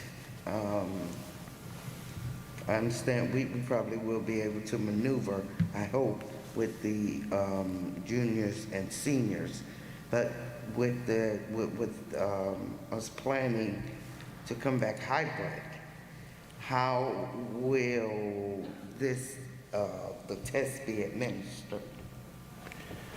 So obviously, the students that return to the buildings in person will be tested, and we are going to request that even those students that have chosen to remain 100% remote, that they also come into buildings to test. Like we did with SAT. And that's through the hybrid, right? You're saying? We're okay, if we're going to be back in hybrid. Yeah, Okay. so you know, when we was that in October, John, for high schoolers? Yeah, so we went through this already with we already had one administration of the SAT while we were fully remote. So we did go through a whole process where we had our own team actually, and a lot of folks, a lot of administrators in the district serve as proctors. Right now, moving into hybrid, we've already spoken with the teachers union, talked about having teachers do this as a part of what they regularly do. And so, as Dr. Nault mentioned, that the students who are present in hybrid, who have elected to come in person, will have the opportunity to take that test in person, as will those who are remote, just like we were in the fall. So the building's set up right now, socially distanced, and I don't know if LeBaron wants to speak to that for a moment about how that was organized, but we're prepping for that right now in terms of what that's going to look like, who's going to be proctoring, what the schedule will look like, and Jason is leading a lot of that. So Jason, along with the high school team, you want to speak to that, please do. Yeah, we've been having planning meetings. We actually just started this week. Once we just got this guidance last Monday. So we, like I said, we presented some options to the academics team. We presented some options to the executive team. And when we finally landed on our plan, we started organizing SAT planning meetings, since that is the first assessment that's really on the calendar for April 13th. We started planning those meetings so we can start to, similar to what we did in October, map out how we're going to bring students into the buildings to administer this exam safely, et cetera. Okay, now, and I don't want you all to misunderstand me. Thank you for explaining the SAT, but I'm more interested in the assessments for the grades K and 3 through 8. How is that going to work? It's the same approach, Ms. Hannah. Students that are in person will test in person, and those that are remote, we're going to invite into the buildings to take the test remote. We're going to encourage and request from parents that they send students in to do that. So it'll be the same strategy. And we will expect the schools to communicate with those parents so that they know specifically which days to come in for the assessment. All right, thank you. You're welcome. Mr. Riddle? Yeah. So Dr. Now, thank you first for not doing any testing. That was a great decision not to test in April here, but to wait until May so the kids can get acclimated and we can get acclimated. But following up with what Ms. Hannah says, I just wonder how we're going to bring all these children in that are remote and that are doing the hybrid at one time. And if we don't bring them in at one time, they're going to talk about the test. So you're not going to have if you spread it over several days, it seems to me you're not going to have a valid test result. And as the fact that we've, moved desks and we don't have gyms available and we don't have enough places in one room anymore, have you figured out how you're going to get all the students in? For instance, if you're doing the Illinois Science Assessment, how are you going to get all those kids in at one time on one day in all our buildings to do that kind of testing? Have you figured that out yet? Because we've spaced desks in classrooms, and do you know how you're going to do that? Yeah, it's not like the SAT where there's one prescribed day. So these other exams can be spread out over the course of multiple days. So when the schools start to make their building-based schedules, they will plan accordingly based on potentially the number of students they expect to come in, the room capacities, all those things that come into play. So, and again, we're going to encourage as many parents and students as we can to come in and take the exam. Ultimately, it's the parent's choice whether or not they want to do that.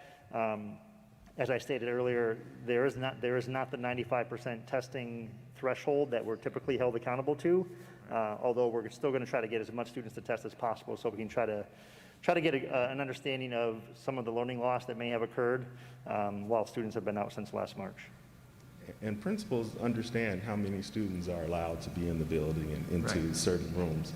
And that's why we'll follow the AB schedule that the district has set up. Right. And so you might even have to send, you know, on days you're doing testing, you might have to send the regular kids home or something to do that, to get everybody in testing in that certain test or something? We're not expecting to do that for the elementary or middle school grades at all. Right. So I also just want to add too that John has been working, Dr. Brown has been working to look at a number of different models since January on this. He's been troubleshooting with a couple of our principals. So this isn't something that, you know, we were anticipating. If we had to give everything, this is what we would do. Here are the scenarios, and so I just want to acknowledge that John's hard work here, and the principals too. It was it Carol May and Robert Silva. So just want to give a shout out to those principals and also to Dr. Brown for that work, because there was a lot of planning that went forward, and we just received the news. Was it at the beginning of last week? It was Monday. It was big. Okay, so yeah, it was last Monday it was a lot of discussions. These things are changing rapidly, and we're shifting, but it's a lot of planning, and then we get some news, and then we adjust. So, but again, it's a testament to the people that we have in this district working here and working for our students and families. So thank you. Great, thank you. And I just have one final question. Is I know there was questions related to schools that rely on the assessments for placement. So when you're talking about like, you know, the GAP program or other programs, are we going to, one, is that still being used to determine placement into those programs? And then if that is the case, how are we going to notify parents, right? Because there are those parents who might want to get into that program, but if we tell them that the test is optional, they may not take it. Well, these assessments that we're talking about from the state are not used for GAP and PV placement. So we're still right now working out our process now that we know exactly what's going to happen with the state assessments, how we're going to do a local assessment in order to figure out that process. But we will announce that so that the entire district is aware of exactly what that process will be. Ms. Leguizamo, final question on this? Yeah, I just have a yes or no quick answer question.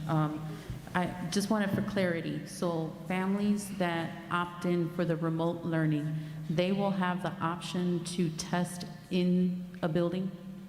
Yes, because it cannot be done remotely. Perfect, thank you.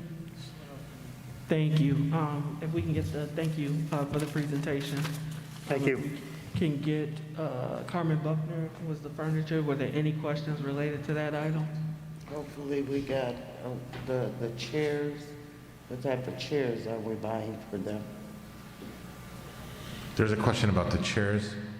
At this time, there's not a purchase for chairs. I believe It's just desks. They're just desks? They're teachers' desks. teacher chairs. This is teacher desks only.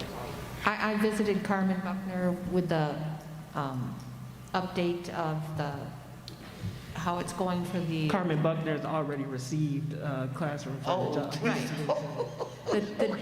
The desks were too small to hold to actually hold the plexiglass, so these are fixing that situation. Ms. Leguizamo? Mine isn't really a question, it's really more of a statement, and I know I sent my statement into the superintendent and their team about this, but I'd like to champion more for upgraded desks for our teachers that will allow for them to stand and sit.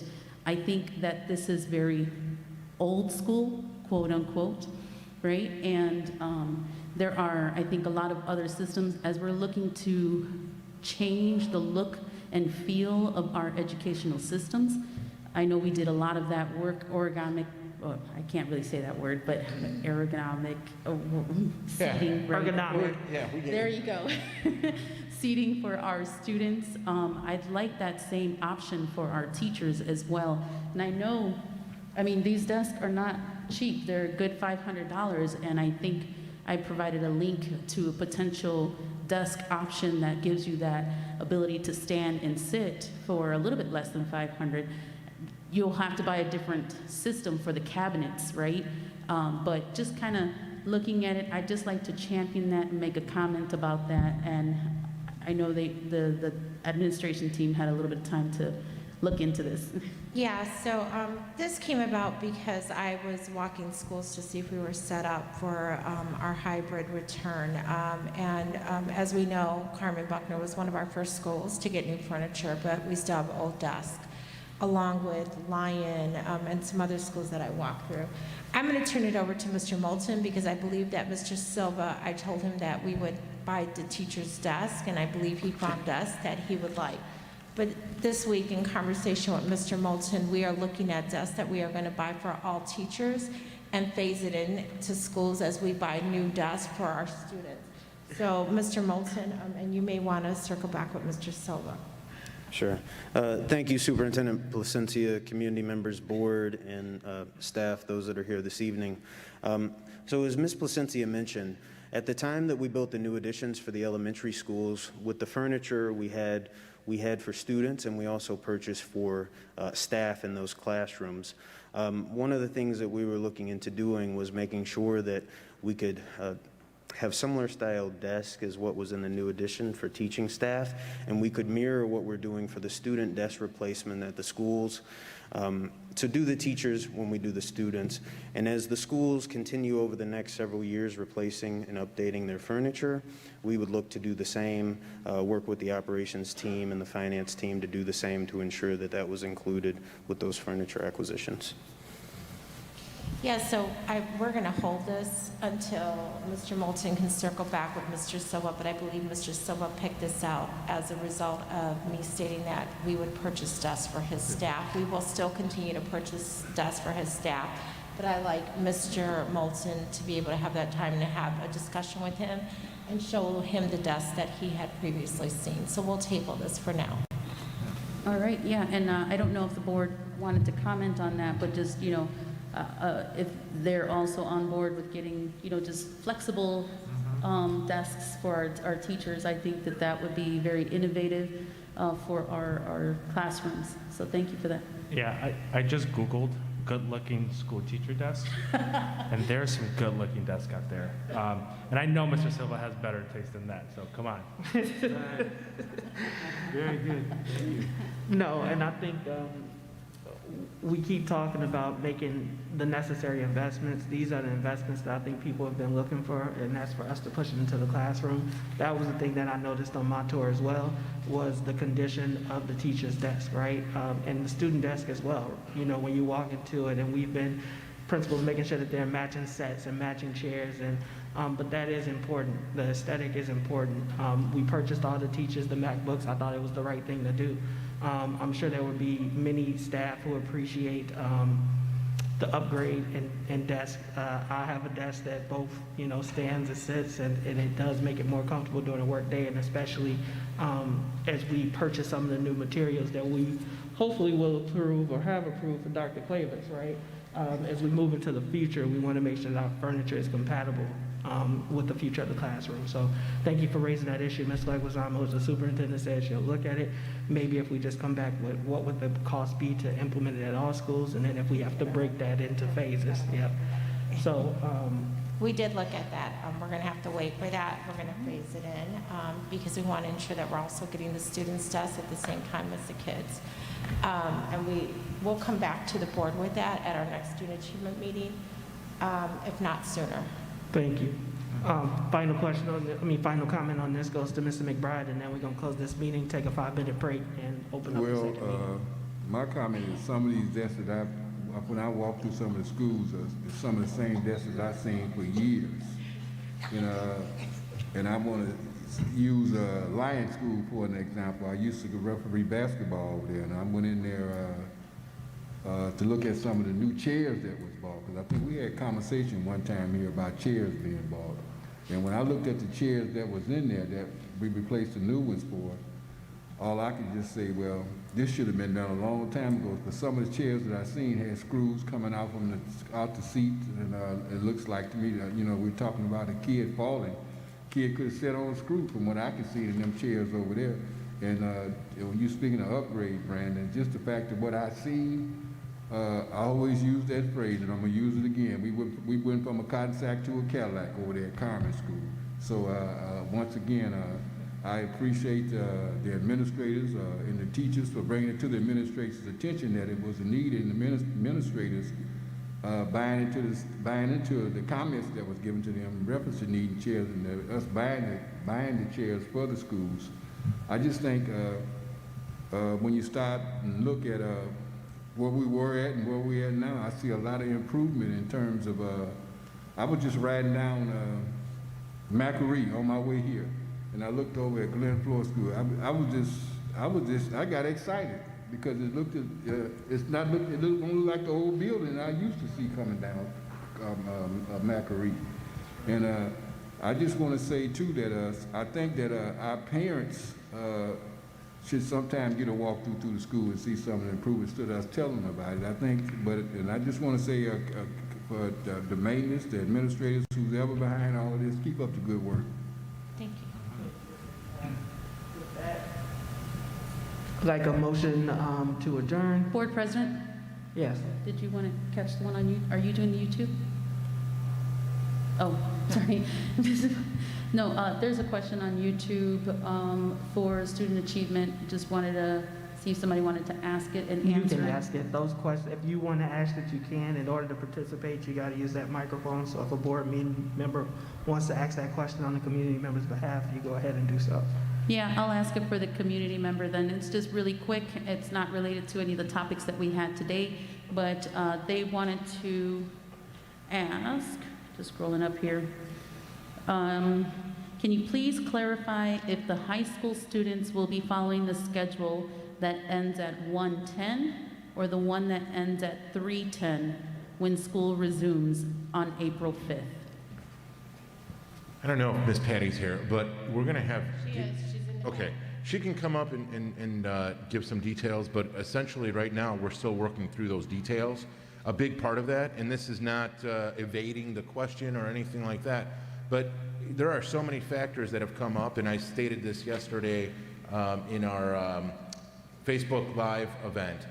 There are so many factors that have to do with transportation, special programming. We're still working through this as we speak.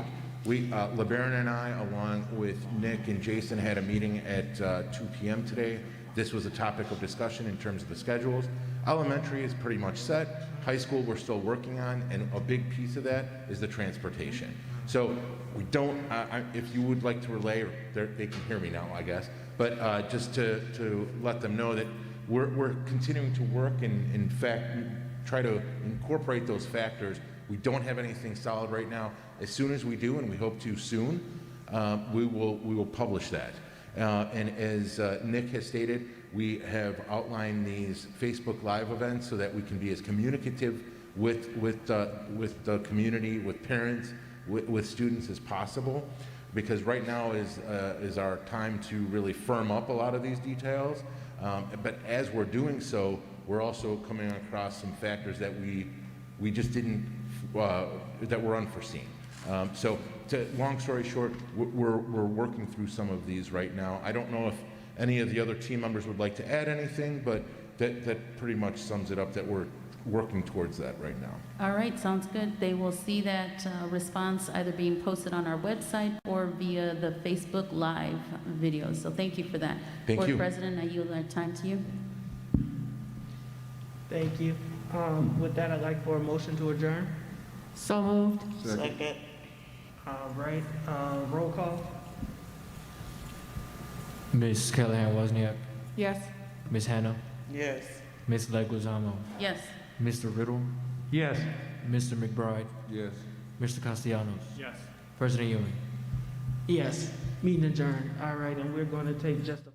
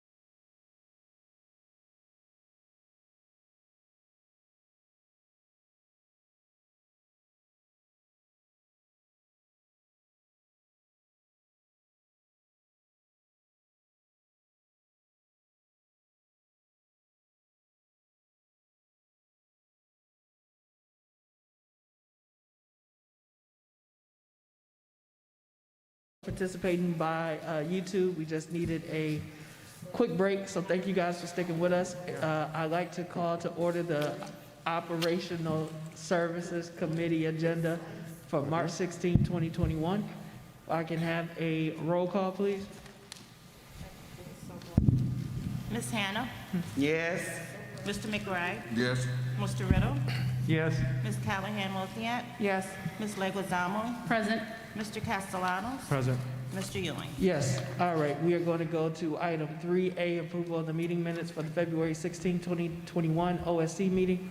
I make a motion that we approve the minutes. Motion by Ms. Hannah. Second, Mr. Riddle. Second by Mr. Riddle. Any comments, corrections to the minutes? Guess what we can do now, guys? All in favor? Aye. Any opposed? All right, minutes carried. Minutes carried, thank you. Now we're at discussion items. I know there are some of us who have to travel, and that's the thing. When meetings were at home, you closed your computer and you went downstairs and ate or to bed or whatever you wanted to do. So I do want to be respectful of time.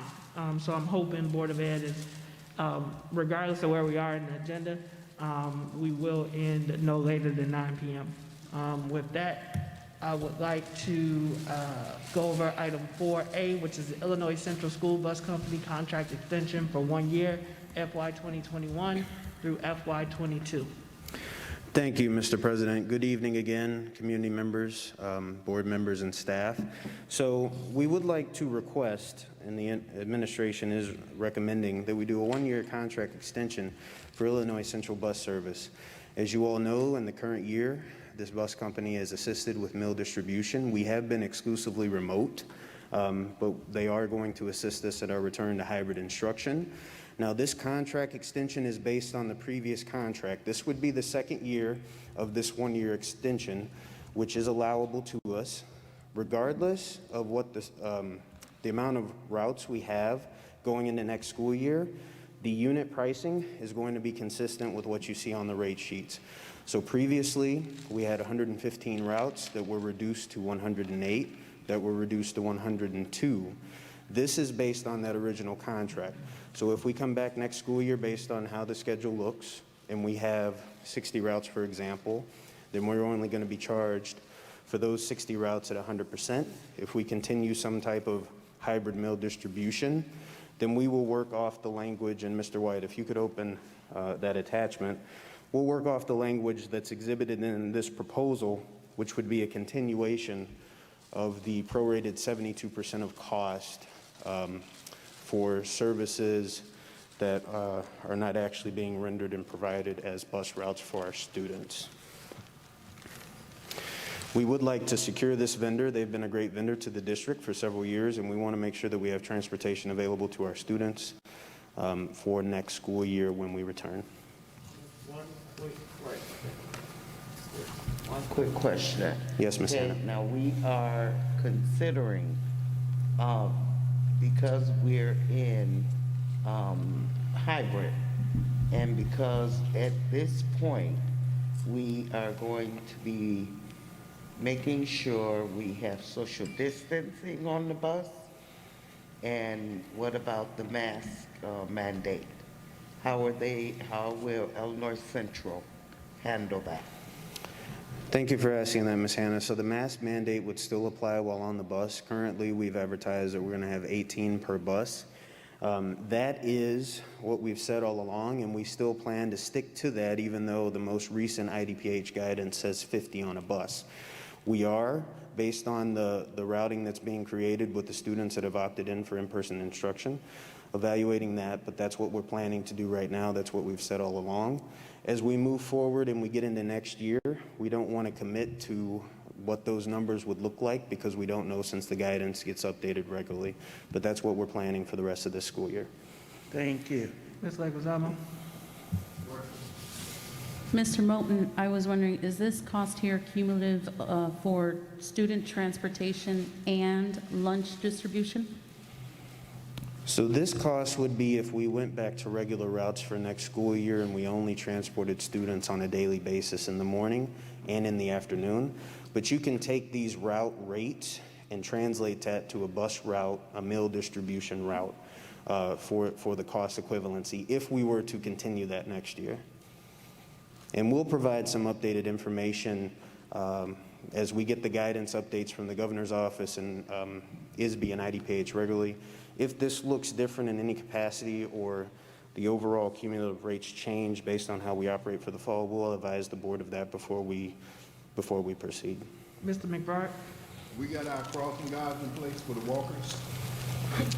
So crossing guards are in place. They're not part of this contract, though. Just want to make sure we got them in place. Mm-hmm. All right, thank you. If we can get the agenda back on the screen.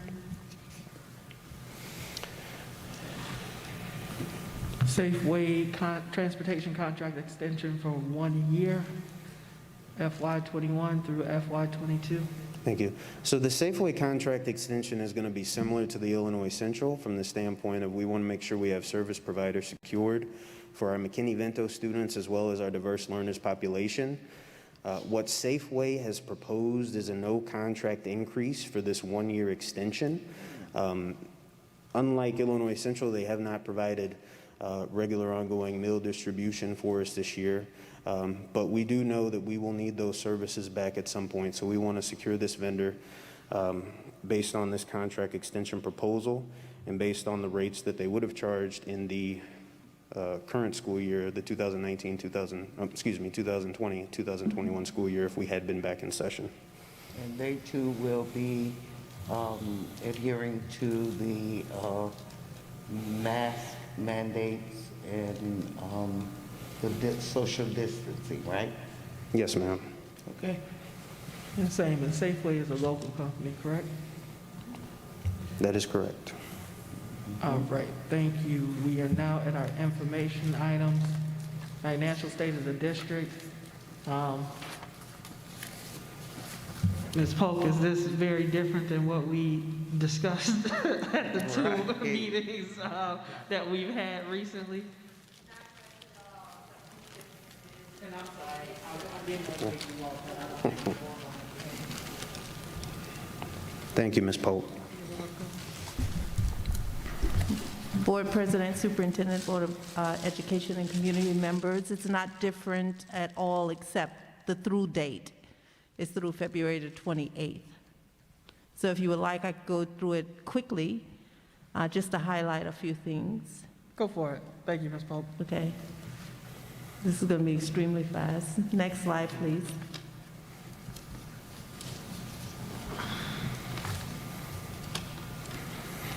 Just wanted to show you here the balances and all of the funds. You'll note that we had that $77.1 million coming into the year.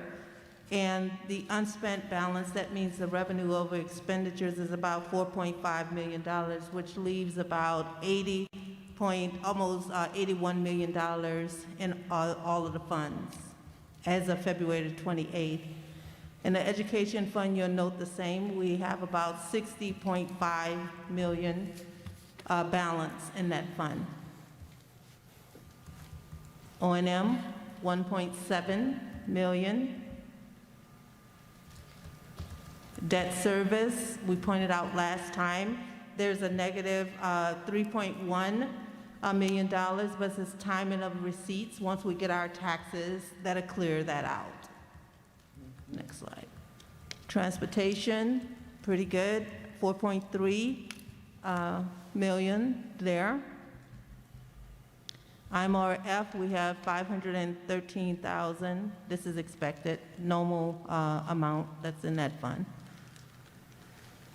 Capital projects, we have that negative $10.1 million, but again, we haven't moved some of our dedicated monies into this fund, but you also remember there's a historical deficit of $4.6 million. So we still have the $13 million from this year that we have to move there, plus we have that other reserve money of $17 million that we know about. Working cash, this is our internal loan mechanism. You'll see we have a current fund balance of $27.3 million here. TART fund, again, timing, taxes is $858, negative. Life safety, there's a balance there of $762,000. There's one slide, if you move forward, that we wanted to point out, and then we'll get out of your way tonight, and that is keep going, keep going, keep going. Next slide. Keep going, keep going. I want to point out the CARES Act 2 grant. Keep going. Keep going. Keep going. Keep going. Keep going. One more. All right, this slide right here. We finally got our final allocation from the state for the ESSER 2, and they've allocated us $19.3 million. We were able to go to training on this to see what allowable costs we could put into this grant. And so you see what I highlighted here, that the expenditures have to be related to COVID response. And so it could be facility upgrades as it relates to the students, or it could be, technology or curriculum related. And so we're going to meet with ASAP operations, and we're going to come up with a plan on what we're going to put into this money. The end date of the grant, as you note here, is September 30th of 2023. Any questions? Yes, Ms. Hannah? This money cannot be allocated for 214 Washington Street, can it? We've not had any discussions regarding that. One of the preliminary plans that we have, the board president, as with others who are on the capital project team, we have $100 and something million worth of capital improvement projects. Right. All of which, some of which could be related to this 19 million. So that's our preliminary discussions. We have $17 million worth of projects for next year. Why can't we put some of that into this? Right. Our life safety issues you're talking about. Correct. Right. Okay. I just want to make a comment and say, go to touchless fixtures and maybe some door opening things with the feet, right? I'm excited. Yes, ma'am. Did we get all 19 million yet, or is that going to be in lump sums each year? That's an excellent question, and that was one of the questions that we asked the state. Because if we go back a couple of years when we had the IRA money, what the state did was to reduce our state allocation and then gave us the IRA money. And so my concern would be that they will reduce our evidence-based money and then replace it by this. So I'm watching that very closely, and I also had a meeting with ISB to ask that very question, and I'm waiting on the response. And that's why we're saying, okay, if we've already allocated something like $17 million in addition to what we have this year towards capital improvement, and it's eligible costs that we could shift here, then we're not taking a huge risk of them not giving us those monies. Another thing that we were considering is the sooner that we would use the money, get our money in, we don't have a large risk of proration if the state were to, in fact, run out of money. But as we're reviewing the governor's recommendation for the state budget, evidence-based funding is level. So we're very optimistic that we're going to get this entire amount, but we're cautiously moving forward in doing this. And I know I'm gonna have Mr. McBride, and then I'm gonna ask Ms. Polk to, continue with the presentation. But go ahead, Mr. McBride. Yes, sir. How did you project that 19 million? Where did that come from? They actually gave us that number. You Yes. just haven't got the check in your hand yet. That is correct. It's going to be like our other grants. We have to submit an expenditure report and get reimbursed on it. but we want to make sure that we're getting this full, we absolutely are getting this full allocation. That's why your question was great. So, and that's where that 17,000 you're speaking about, how. That's 17 million, yeah. I get it. Go ahead. Yes. Go ahead, Mr. Riddle. Yes, Ms. sir. Polk, if some of our testing shows that there's been significant learning loss, which we're anticipating, I see that's up there, could we use some of that money as well, maybe next year for enrichment programs, extending the day tutoring, even coming back early? I mean, there's no limit to how as long as we're using it to remediate learning loss, right? Right. It is eligible for the learning costs, the curriculum-related or facility upgrades. We know that we have that 17 million. If we didn't have to move evidence-based funding over to capital projects to cover that, that would free that money to be available for other uses. And we have more flexibility with our local monies than we do with the ESSER grant. So it would be our recommendation that we would put eligible cost in there to maximize the grant first, and then have the flexibility and time to be able to utilize the other money that's freed up. Thank you. You're welcome. All right, Yes, ma'am. Ms. Polk, if you want to continue with the presentation. I'm We were sorry. going to be done after this one, unless we had additional Ms. questions. Wozniak? Yes. I just wanted to know, like the plexiglass things, the desks for the children, could we shift that into this, or because we've already expended that, it can't be shifted? Wow, you have excellent questions, because it's backdated to March. So we're able to move all of that cost that's eligible into this grant. Great. Yeah. That's good, yeah. All right, so we got the item B. There wasn't an attachment, so if we can go through that.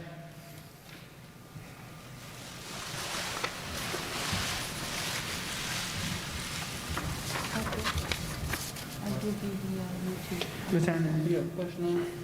What? Item B, the Franklin Oh, I Energy just Incentive. wanted to just basically know what it was. Sure.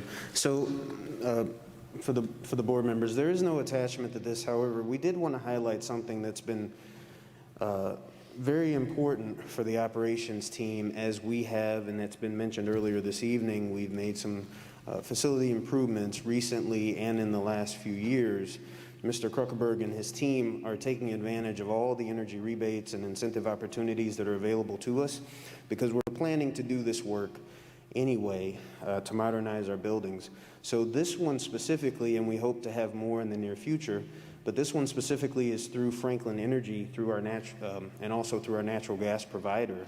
For all of the boiler tune-ups that were performed at every building and district, including some additional repairs at the boiler system at Abbott Middle School, we applied for the rebate and we got reimbursed 100% of all of those costs, which was almost $41,000. We felt it important to highlight, because as we continue to make these facility improvements and repairs and upgrades, we too are not just doing the work, we're seeking all eligible reimbursements back to the district so we can feed that back into the capital improvement program or other needs for the district. Good job. All right, so this will be the final presentation unless there are any questions on the reports which have been submitted for information. So item 5C, monitoring devices for district vehicles. Thank you, Mr. President. So this is something that we wanted to bring forward to the Board of Education as information, as our legal team is currently reviewing terms of service agreements, as well as our IT team reviewing information associated with technology compatibility. We do have Board Policy 3509 as well, which is the use of district vehicles, that outlines the parameters, the do's and don'ts essentially of the vehicle, district vehicle use, being reviewed by Ms. Vanderbrock as well simultaneously. And we're going to be looking for updates to that, or to ask the board to reaffirm what's currently in the policy, because that policy, I believe, was done about in about 2009, I believe, and it hasn't been updated since that time. The district vehicles that would be included in these monitoring services would be those related to administrative vehicles, if those are still in use, particularly for departments such as our safety team, our outreach vehicles, our operations vehicles that our maintenance staff uses, We have a vehicle in the technology area that is on record with us, as well as some of our activity buses that we use for field trips and other ancillary items. We do have a cost breakdown here from a vendor that we're looking at relatively closely for this service, and you have initial fee for the device installation as well as a monthly fee on your agenda item. But again, as these items are being reviewed by the IT department and legal department, we felt it appropriate to bring this forward for your information. And in addition to that, when we do roll this out, we will be informing staff of the expectations, reinforcing the board policy and the expectations, and putting them on notice that this is happening before it actually happens. And this will improve some accountability and make sure that we are protecting some of our assets in district as well. Yes, ma'am. I see it says speed monitoring. Will there be consequences for somebody that speeds regularly? So it is outlined currently in the policy for those individuals who have traffic violations. While in district vehicles, they need to pay the fines. There may be some other discipline involved. But we will have that on here. And we don't really want to use this as a situation as a gotcha, right? We want to make sure that we don't have vehicles that are being used inappropriately. We want to make sure that if there's some anomalies as far as the mileage, because we do track the mileage when we do the services, the tire rotations, oil changes, et cetera. We want to make sure that we're able to identify those anomalies and what's the reason for it. Some may be valid, some may be not, so we want to get to the core of that. And again, like I said, protect some of our assets, because as you can see, we have a lot of vehicles in district, and periodically we update those vehicles, replace them so we can stay current. So that's why we're informing you of this. Yes, ma'am. Does it include a governing thing, like our new vehicle has, it can't go over 70 miles an hour? Will this system have that? I'm not aware of that requirement because we do go out of town. So if somebody was on the interstate going 70 miles an hour, we would, for a field trip out of town, or if we needed to go to Chicago or Milwaukee, somebody wanted to use a district vehicle for professional development. We're still looking into that. That would be my response to that. Do we get a discount on our insurance rates, right, for safe monitoring? Yeah, Ms. Jones I will follow up with you on that with Ms. Jones, Mr. President. Thank you. Are there any final questions on this topic, Mr. Riddle? I just have a quick question. Mr. Moten, I see you're going to pay about $7,000 a year for monitoring this, and then you're going to have somebody looking at the records of these vehicles, presumably to see if they've been used when they're supposed to be, or if they're being used when they're not supposed to be in use by somebody. Do you feel it's worth it to pay that kind of money and then to spend that kind of time looking at the records of the vehicle? Has there been incidents in the past where we've had cause to think that somebody's misusing a school vehicle? Why would you want to monitor this kind of stuff? Our vehicles are just running around the city mostly. They're not running cross country or something. I can see, and we don't. Would you be interested in monitor? I don't know how you're going to use this information, I guess is what I'm saying. You're paying $7,000 a year. Once you've installed it, you're still paying this monthly fee. Is it something you really feel you need to do to monitor, all of these vehicles we have in use? Sure. So thank you for the question, Mr. Riddle. I'm going to provide some initial thoughts on that, and as we work through this process, I'll provide more when we present this again. But there have been times in the past where we've received calls from neighbors, hey, there was a red truck that ran a red light, or we might get a traffic enforcement from a video cam saying this person didn't pause and made a right turn, toll violations if somebody's going through a toll for a field trip or something. So we just want to make sure that we can verify what's taking place. And like I said, when we do our regular mileage updates for the vehicle services that we track in School Dude system, if there are some anomalies in mileage that don't match the sign-out use of a vehicle or the permanent assignment for a vehicle, then we want to we want to follow up on that and verify it instead of just assume, and it would support a course of action so we can make the correction. Who can I ask, who has most of the vehicles? I didn't realize we had 70 vehicles. I mean, I know maintenance department has most of them. But Yeah. what other department has, and McKinney-Vento has a few. Yeah, the maintenance department, McKinney-Vento, the safety department, there are some safety, so when I say safety, I mean both the high school campuses to do patrols around the school, as well as administration, the ESSs to visit schools on a regular basis during the day, as well as the outreach department and the activity buses. Okay, thank you. Mr. McBride? Well, to kind of help you out, Mr. Riddles. Mr. McBride, I'm sorry, if you could use the mic. To kind of help you out, Mr. Riddles, of course, you know I drove the city trucks for 25 years. All our trucks had governors in there, and they had a reason for having the governors for one reason. A lot of our employees, sometimes we made unscheduled stops. Sometimes a truck might have been wound up down in Libertyville at the popcorn factory, but all that's being monitored by the city as well as the township. The township even have governors in their trucks. It's just because sometimes employees tend to take advantage of school property vehicles, city vehicles, and township vehicles. So it's a need for that.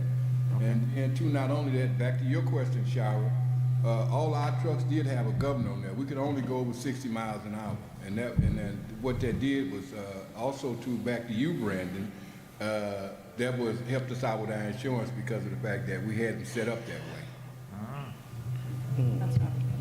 Thank you. Mr. Castellano or Ms. Placencia, then Mr. Castellanos last comment on this one. But you're on YouTube too, so. I was just going to say this is another check and balance. This is protection for our employees and protection for our district. It's very common in organizations that have vehicles that their employees use.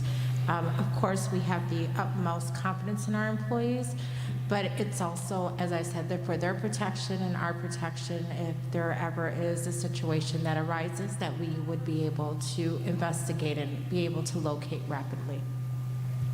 Thank you. Final comment, Mr. Castellanos? Going a little bit off of what Mr. Riddle said on the return on investment here, are our vehicles right now numbered? So like they are. Do any of them have those "How's my driving" stickers?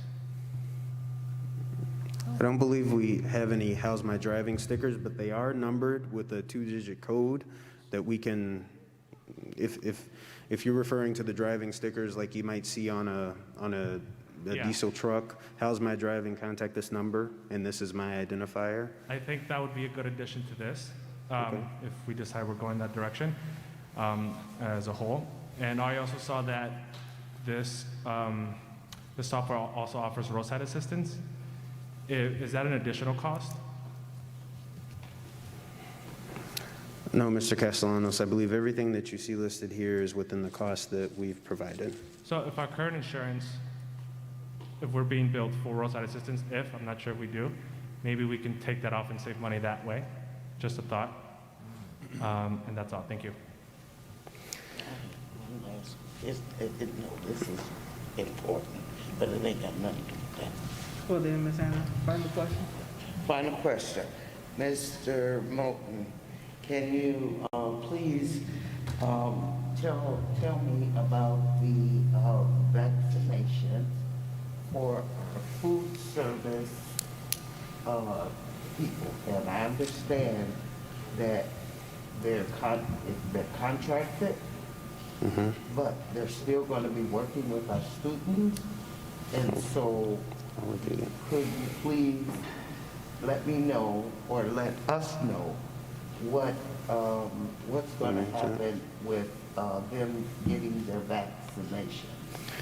Sure, Ms. Hannah. So for the audience that's listening in remotely, I just want to repeat, just to make sure everybody heard it. Ms. Hannah asked, what are we going to do for our food service workers? Asked for an update for those employees of Preferred Meals regarding the COVID-19 vaccination. Mr. Alajakis, do you want to speak to that?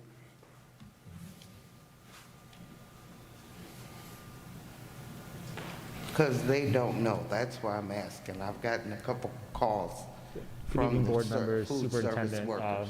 remaining audience.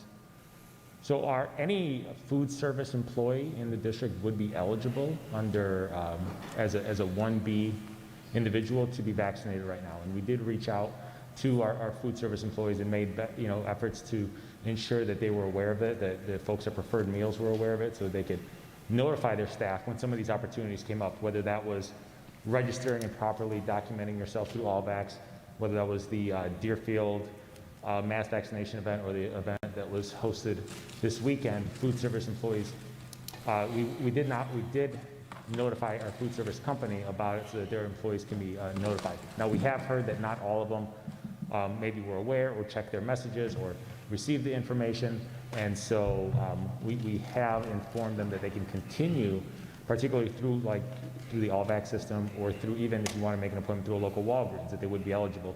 And obviously, should another vaccination opportunity arise that the district is working on or become aware of, we will notify them again to ensure that they get in. Right, okay, and I get that. Wait 1 second. But why wouldn't they be categorized as school employees? So, Ms. Hannah, food service employees for our district would have the same categorization as any other employee in the district, whether they are working directly for our district, like some of our food service are, or they work through as a contractor. They're the same category as any of our teachers or anyone else, and they'd be eligible at the same time that they were to receive their vaccination. Mm-hmm. Okay, and also just a little FYI, Walmart, they are giving vaccinations, and they are not considering that 1B category. So maybe you could put that out there. I was unaware, but thank you, Ms. Hannah. And if any, a lot of employees know if they have questions, reach out to us. Particularly, it seems I'm the one that gets all the emails, but I'm more than happy to field them and answer them best I can. So if you have individuals who reach out to you, if they want to touch base with me, I'm more than happy to give them, the most updated information I have. All right. Mr. Alexakis, can I ask you about substitute teachers? As long as we're talking about staff, are they considered part of our staff, and have we encouraged them to go get Yes, vaccinated? substitute teachers would be under the same category. And I know many of our substitute teachers reached out about that and to receive the information so they could also receive their vaccination. And I don't want to misspeak for Lake County, but I do know from experience that they're now, when they get doses, right, it's taking on average 2 days to get an appointment. So it's not like it was before where people had to wait forever. If they have them available, they're booking appointments relatively quickly. So people who want an appointment and are registered through the AllVax are not waiting weeks to get notified. It's usually within that same week once they have appointments available. Yeah. Right, and the important thing is, so if you speak to, whether it's a substitute teacher, it's a food service employee, the important thing, particularly if they're going to be going through AllVax, is to make sure that it's updated properly, that they mark the box that shows that they're an essential frontline worker, and then they use the drop-down window to show that they work in the education field. Right. Because that's what's going to help them get to the, that designation that they need to be called in for, or to be able to schedule an appointment. Right, and I am, Nick, I'm going to mess with you right now, just briefly. Nick and I were talking when I received my vaccination. I'm encouraging people to get the vaccination because we need our students back in school. And as long as our community is still at the points where we are still on lockdown or what have you, our kids aren't going to really be back in school. And so I am calling for immunity in the community. And so if we could you know, just encourage people, those of us that have had the shot, encourage others to get the shot. And, you know, it's not as bad as everybody is saying it is. So just want to say that. Thank you for the encouragement, Ms. Hannah. With that, are there any questions on item D, E, or F? Thank you, Board of Education, for returning to in-person. It's been over a year since I've seen all of your faces at one time, so thank you. As we said, we heard from the community of teachers, staff, and other individuals are being asked to return, and the metrics support it. The board will return as well. And so just as a reminder, our regularly scheduled board meeting will be moved from the 23rd to the 30th. You know, we will follow all proper posting for that, but just as a FYI, it won't be on the 4th. The fourth Tuesday, it will be on the 5th Tuesday this month due to spring break. And we were going to be here? We are going to be in person, so whether that's here or Lincoln Center will be based on the metrics, but most likely it will remain here. The only other thing I wanted to say is, as of right now, teachers are scheduled to return on the 29th. I know the superintendent did reach out about travel. Everybody be safe, mask up, follow the CDC guidelines when you do travel. And we hope to see you in our building safe and sound. And then any board members, we don't want to add to the bodies, but I know if there's the option to say hi or greet teachers and it allows in your schedule, that may be something that you coordinate with the superintendent as we welcome both staff and students back on the 29th and then our first group on the 5th. With that, I'd like for a motion to adjourn. So moved. Motion by Mr. McBride. Second. Second by Ms. Leckazamo. All in favor? Aye. Any opposed? Too bad. Meeting adjourned. Thank you.